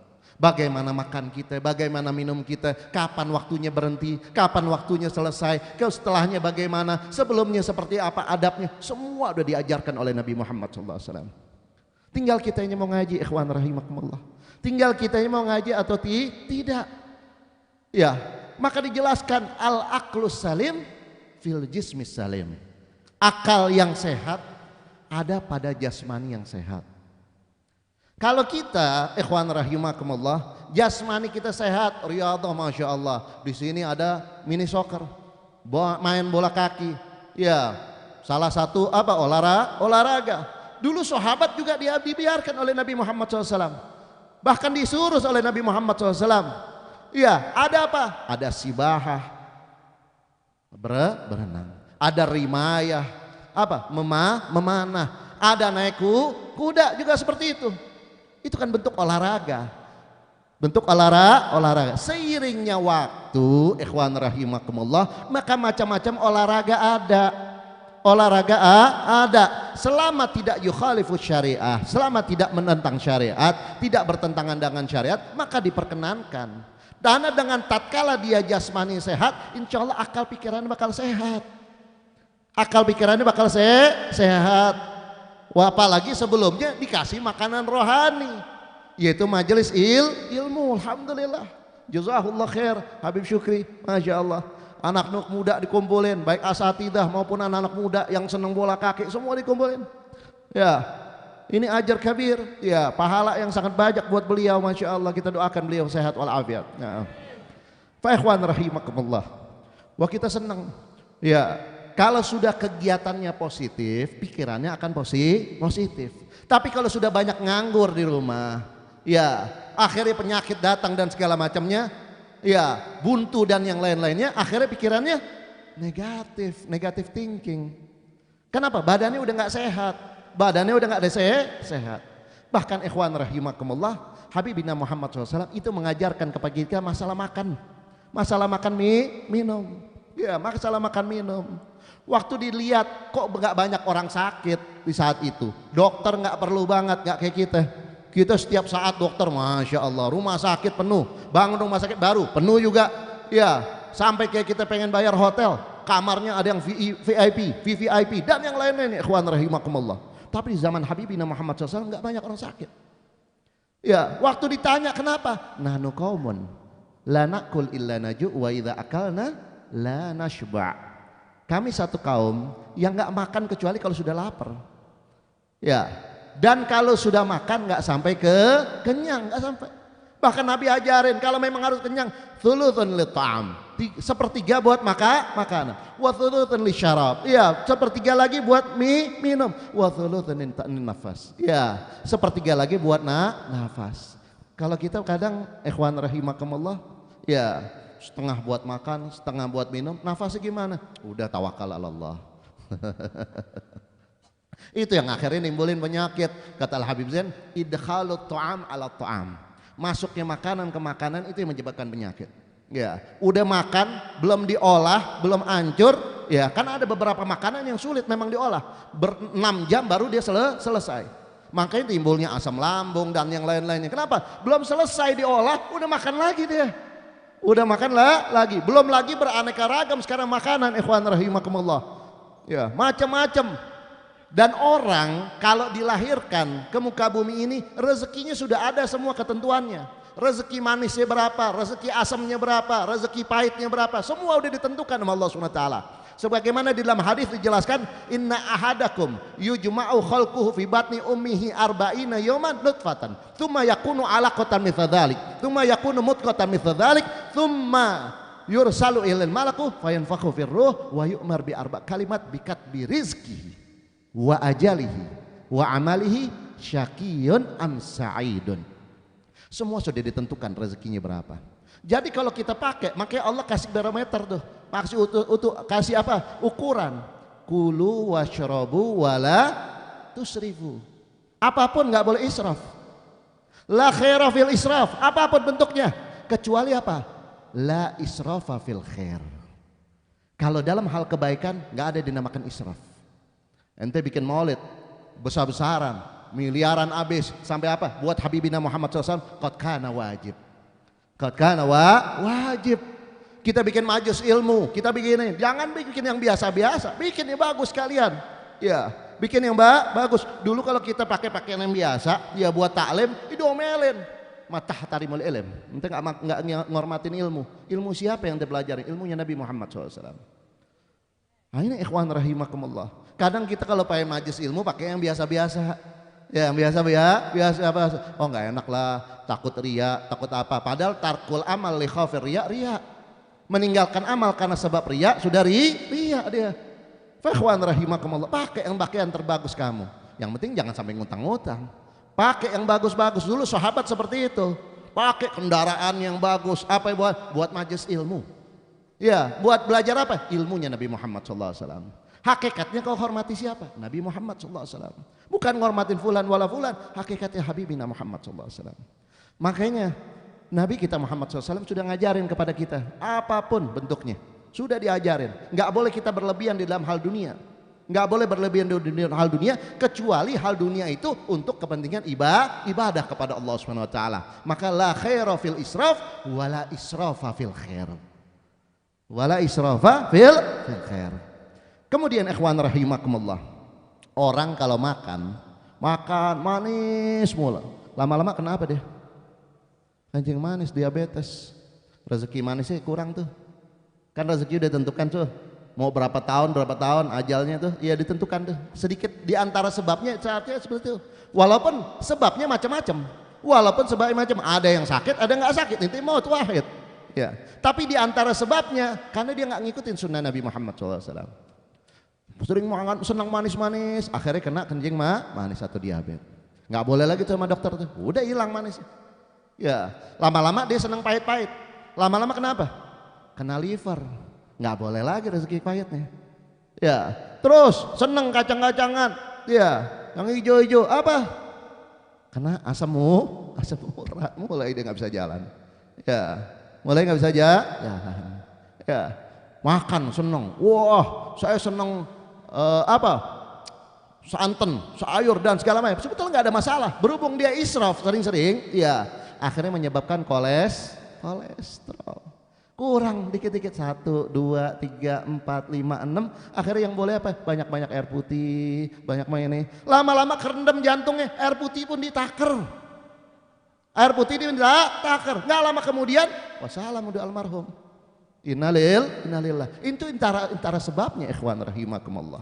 Kenapa? Karena kita makan berlebihan. Kulu washrabu wala tusrifu. Ya.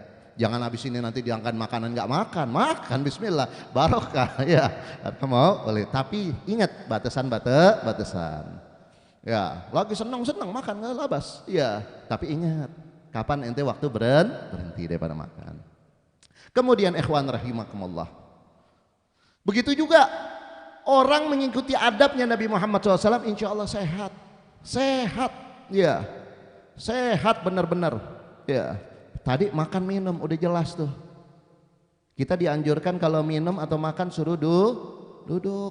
Pakai tangan kanan. Sebelumnya cuci tangan. Sesudahnya cuci tangan. Nggak usah diajarin. Dulu masalah pandemi, waktu pandemi, ya semua diajarin. Masalah apa? Suruh cuci tangan. Apa-apa cuci tangan. Di dalam agama Islam semua udah diajarin. Pengen makan suruh cuci tangan. Sesudah makan cuci tangan, baru bangun tidur sebelum minta ngambil air wudhu suruh cuci tangan, pengen wudhu suruh cuci tangan, semua ini suruh cuci tangan. Kurang apa Nabi Muhammad SAW? Dokternya segala macam dokter, ya. Bahkan bukan hanya cuci tangan, setiap kali ijtima nih kumpul kita disuruh mandi, bukan hanya cuci tangan, suruh mandi, ya, suruh mandi. Ikhwan rahimakumullah, pengen majelis ta'lim, pengen sholat Jumat, ada hari Id atau semua disuruh mandi. Semua ada sunnah-sunnahnya, adab-adabnya dari Nabi Muhammad SAW. Sehat walafiat kalau ngikutin adabnya Habibina Muhammad SAW. Fa ikhwan rahimakumullah. Selain itu juga adab tidur, istirahat. Ya. Sebelumnya tadi adab makan minum, tapi sayang 1000 sayang, kita ngajarin diri kita, ngajarin anak-anak kita, makannya duduk, minumnya duduk, kemudian tangan kanan, tapi setiap hari kita tontonin iklan-iklan. Lihat kalau iklan air mineral, minumnya berdiri apa duduk? Berdiri. Tangan kanan apa tangan kiri? Bertahun-tahun anak kita nonton, tiap nonton sehari, 2 hari, 3 hari, hatta ente berbusa ngajarin. Besoknya dia bakal berdiri. Dia akan berdiri. Kenapa? Karena kita juga nggak ngasih bimbingan kemana mereka. Jadi bimbingan orang tua bukan hanya film. Kalau orang nonton film ada BO, bimbingan orang tua. Tapi nonton iklan lebih parah, ikhwan rahimakumullah. Yang pakaiannya macam-macam. Kemudian diajarin ninggalin sunnahnya Nabi Muhammad SAW. Lihat rata-rata air mineral. Kalau kita lihat iklan-iklan air mineral, kebanyakan minumnya berdiri sambil tangan kiri. Jauh, ya pemikiran mereka buat ngerusak Islam tuh jauh. Wah kita tontonin tiap hari buat anak-anak kita, ikhwan rahimah, nggak apa-apa iklan ini, nggak apa-apa. Besok kita ngaji kita kasih tahu, oh duduk minumnya ini. Akhirnya lama-lama dia bilang itu enak kayaknya minum pakai berdiri, pakai tangan kiri. Kita yang salah, ikhwan rahimakumullah. Kenapa? Karena tidak mengikuti daripada sunnah Nabi Muhammad SAW. Di rumah kita nggak kita ajarkan siapa Nabi Muhammad SAW. Di dalam keluarga kita tidak kenalkan siapa Nabi Muhammad SAW. Di dalam masyarakat kita tidak kita kenalkan siapa Nabi Muhammad SAW. Fa ikhwan rahimakumullah. Kemudian adab tidur. Orang menjalankan adab tidur, ya miring sebelah kanan. Kenapa nggak miring sebelah kiri? Kenapa nggak terlentang? Kenapa nggak tengkurap? Ya, ternyata ada hikmahnya. Kalau orang terlentang, ya jalur napasnya tersendat. Makanya orang kalau ngorok, menegur, ya. Kalau dia orang itu udah ngorok, kenapa mungkin tersumbat? Tambah dia itu tidurnya terlentang, tambah ngorok, tambah besar ngoroknya. Wah, sebelahnya aja nggak bisa tidur udah. Ya, sebelahnya nggak bisa tidur, kan begitu. Kenapa? Tertidur terlentang. Coba dimiringkan, akan berkurang ngoroknya. Tatkala dia sebelah kiri, maka terhempitlah jantung dan lambungnya. Kalau sudah sering-sering, sehari, 2 hari, 3 hari, terus seperti itu, lama-lama kerjanya berat, lama-lama akhirnya rusak organ tubuhnya. Terus kenapa nggak tengkurap? Apalagi tengkurap, semua anggota badannya dia tutupin. Makanya tidur yang paling dibenci, tidurnya setan begitu. Ya, makanya diganti ya. Pulang dari sini jangan lagi tidur di tengkurap, tapi miring ke kanan, biasakan. Kalau dulu ada sebagian ulama bahkan diikat di awal bidayah, diikat. Biar apa? Biar nggak bergeser dari sunnahnya Nabi Muhammad SAW. Tidurnya sampai begitu. Mujahadah, man lam yajtahid fil bidayah lam yasil ilan nihayah. Kalau nggak mulai dari pertama ini, ya sampai kapanpun nggak bakal nyampe kepada Allah Subhanahu Wa Taala. Sampai kapanpun nggak bakal dekat kepada Nabi Muhammad SAW. Justru dari sekarang bidayah, kita masih muda, masih saat ini. Oke, saya udah tua, mumpung masih hidup ente. Ya, untung, ya masih bisa apa? Bisa belajar bagaimana adabnya Nabi Muhammad SAW. Kemudian ikhwan rahimakumullah, baca doanya, wudhu sebelumnya, ya. Jadi di mimpi baik. Kenapa Nabi Muhammad SAW? Kenapa? Karena keseharian kita tidak pernah mengamalkan sunnahnya Nabi. Andai kata mengamalkan, ya amalkan begitu aja, tapi tidak benar-benar niatul ittiba bin Nabi. Makanya kita nggak pernah mimpi Nabi. Mudah-mudahan kita di sini bisa mimpi Nabi Muhammad SAW. Amin. Fa ikhwan rahimakumullah. Pernah ada seseorang bertanya kepada seorang imam, bagaimana cara mimpi Nabi Muhammad SAW? Akhirnya kata imam tersebut, oh mudah. Ya mudah. Apa? Makan gendum yang banyak. Makan gendum yang banyak. Tapi jangan minum. Nanti makan pempek. Wah senang tadi, Masya Allah, pempek flamboyan dan segala macam. Wah habis syukur tadi. Wah lapar gitu jadi. Ya. Nah. Tapi jangan minum. Hatta enak ya gimana. Setelahnya nggak boleh minum. Seret, haus. Nah orang itu syaratnya kalau mimpi Nabi nggak boleh minum habis makan gendum. Akhirnya dia nurutin karena pengen mimpi Nabi Muhammad SAW. Dia turutin. Kemudian dia makan, udah banyak ya. Wah kalau makin banyak deh, makin dekat sama Nabi nih, makin mimpi. Akhirnya dia makan banyak. Setelah makan banyak, udah dia nggak boleh minum, dia kehausan. Nah kata guru saya nggak boleh minum, kata imam nih nggak boleh minum. Akhirnya sampai dia ketiduran. Tatkala dia ketiduran, di mimpi telaga yang sangat enak, danau yang sangat jernih. Dia minum dari situ. Bangun dari situ dia ngadu kepada imam. Gimana udah mimpi Nabi? Apa mimpi Nabi? Saya mimpi air bukan mimpi Nabi katanya. Sekarang ditanya sama imam, apa yang kau pikirkan sebelum tidurmu? Apa yang kau pikirkan sebelum tidurmu? Oh saya pikirin air karena haus. Kalau seharian kamu memikirkan Nabi Muhammad SAW, kau nggak lupa sholawat sama Nabi, kau nggak lupa menjalankan adabnya Nabi, kau nggak lupa menerapkan syariatnya Nabi, kau akan mimpi Nabi. Berhubung kau lupa sama Nabi Muhammad, bagaimana kau akan mimpi Nabi Muhammad SAW? Fa ikhwan rahimakumullah. Oleh sebab itu, ya baca doanya, kemudian amalkan sunnah-sunnahnya. Ini kadang Masya Allah, ya nggak pernah wudu sebelum tidur, doa kagak, ya akhirnya mimpi dikejar ular, dikejar setan, ya dikejar yang nagih utang, sampai nagih utang datang ke mimpinya, ya. Kenapa? Jauh dari Nabi Muhammad SAW. Ya jauh daripada sunnahnya Nabi Muhammad SAW. Ya mudah-mudahan kita bisa ngamalkan sunnah Nabi Muhammad SAW. Kemudian ikhwan rahimakumullah, yang ketiga, kalau dia ngamalkan dia sehat. 3 aja kata dokter ini, ya ada seorang dokter di luar Islam, ya kalau orang Muslim dia ngamalkan 3 daripada sunnahnya Nabi, adabnya Nabi tadi, masalah apa? Makan, minum, kemudian tidur, kemudian kamar mandi, dia sehat. sehat, berhenti jadi dokter. Orang itu berhenti jadi dokter. Beneran. Karena kita kadang lupa, tergoda hawa nafsu kita. Akhirnya penyakit macam-macam, apalagi zaman sekarang ya Allah, nasallahu salamah wal afiyah. Macam-macam penyakit. Iya, macam-macam yang dulu nggak ada sekarang. Iya, macam-macam. Yang divonis ini segala macam. Mudah-mudahan di sini sehat berkat Nabi Muhammad SAW. Amin. Kemudian ikhwan rahimakumullah, yang ketiga adab kamar mandi. Ente setiap hari masuk kamar mandi berapa kali? Berapa kali kira-kira? Sekali? 2 kali? 5 kali? Kadang apalagi kalau buang-buang air bisa 10 kali ya. Masuk kamar mandi, belum pengen apa ya? Pengen buang air kecilnya, belum pengen buang air besarnya, belum mandinya, belum apa ya? Masuk kamar mandi. Ya. Kalau dia setiap hari 10 kali aja, ada 10 sunnah dia amalkan di dalam masalah kamar mandi tadi, udah 100 kali. 10 kali 10 100. Paling sedikit amal kebaikan 10 kali. Jadi 1000. Setiap hari dia dapat pahala 1000 kebaikan. Dia ngamalin adab kamar mandi ini bisa jadi wali min auliyaillah. Bisa jadi wali. Kenapa? Itu adabnya Habibina Muhammad SAW. Tatkala masuk kaki apa? Kiri. Keluar kaki kanan. Kenyataannya, kalau udah kebelet sih udah nggak lihat lagi udah. Kalau bisa lompat gitu, kan begitu. Makanya kata sebagian ulama, hikmahnya syariat seperti itu. Ya apa? Banyaknya kejadian kepleset masuk kamar mandi. Kenapa? Karena salah langkah. Walaupun nggak semuanya, itu jangan bilang, oh ini kepleset, mungkin dia karena pusing, karena apa. Iya, diantara hikmahnya karena banyaknya ninggalin sunnah, masuk kamar mandi, mesti kaki kiri, dia kaki kanan. Keluar kamar mandi, dia kaki kanan, mesti kaki kiri, dia mesti kaki kanan, dia tiba-tiba kaki kiri, maka kepleset kadang. Kalau orang dibela diri, ya, orang-orang bela diri tanya, ya, kalau dia posisi bertahan kaki kiri di depan, ya, andai kata kesengkat, kuda-kudanya masih bisa bangun, kanan masih bisa nopang.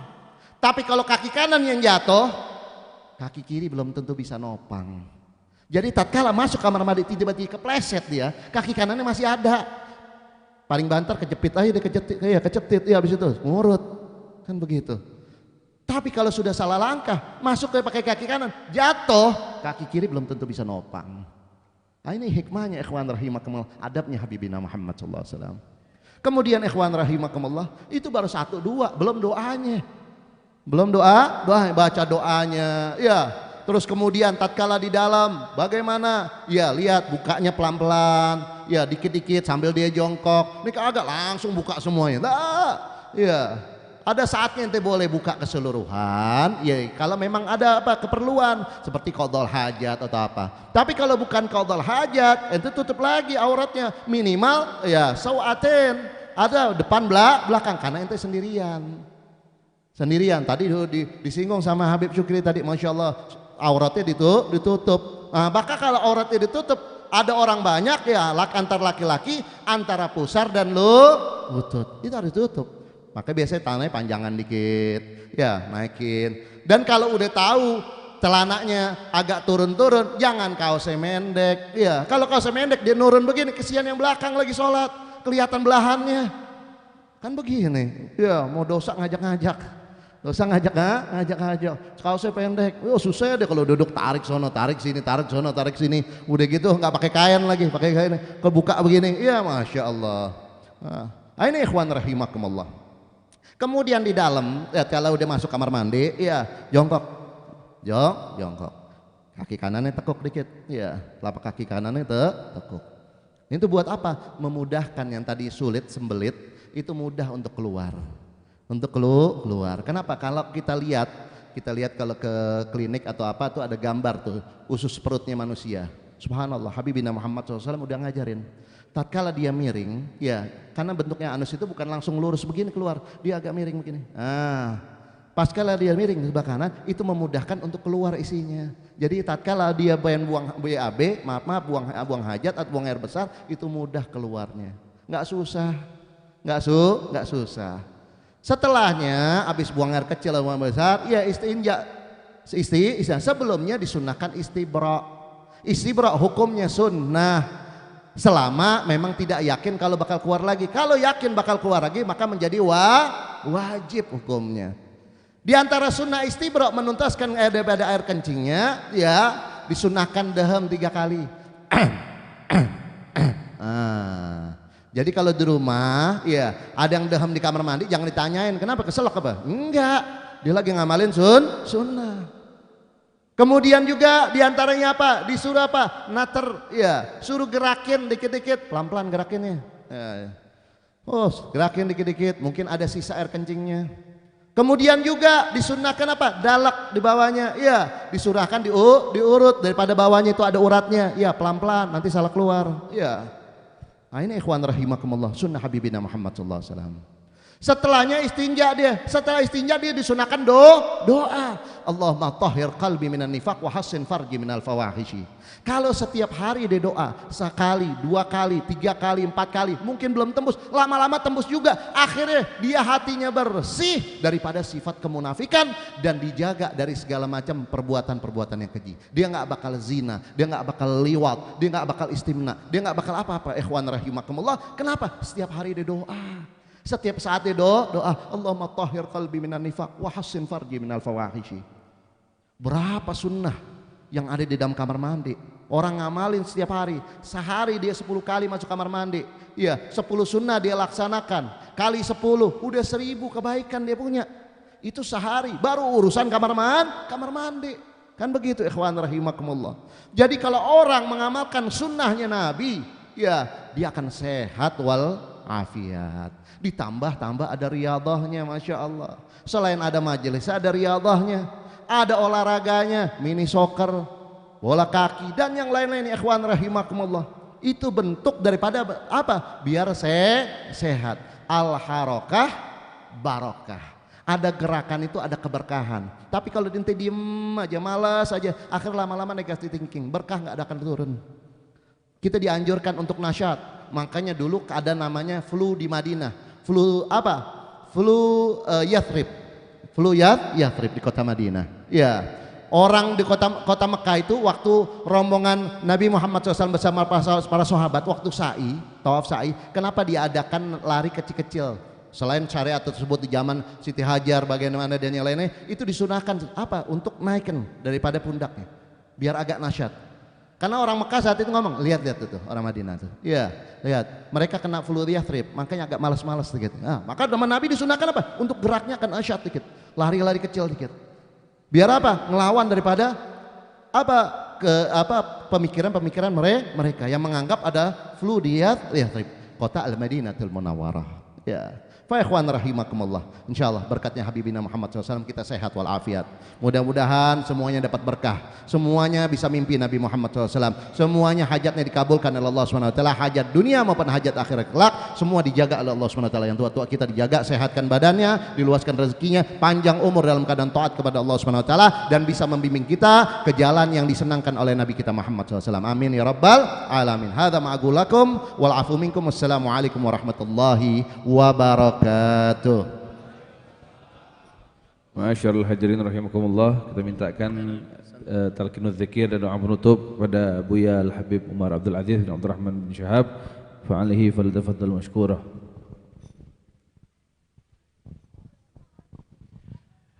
Bismillahirrahmanirrahim. Bismillah walhamdulillah wa la ilaha illallah astagfirullah wa sallallahu ala rasulillah. Qala Rasulullah sallallahu alaihi wa alihi wasallam, afdalu ma qultu ana wan nabiyyuna min qabli la ilaha illallah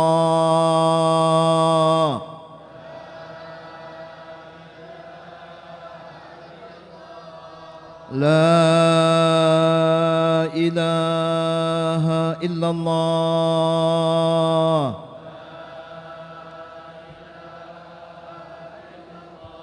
La ilaha illallah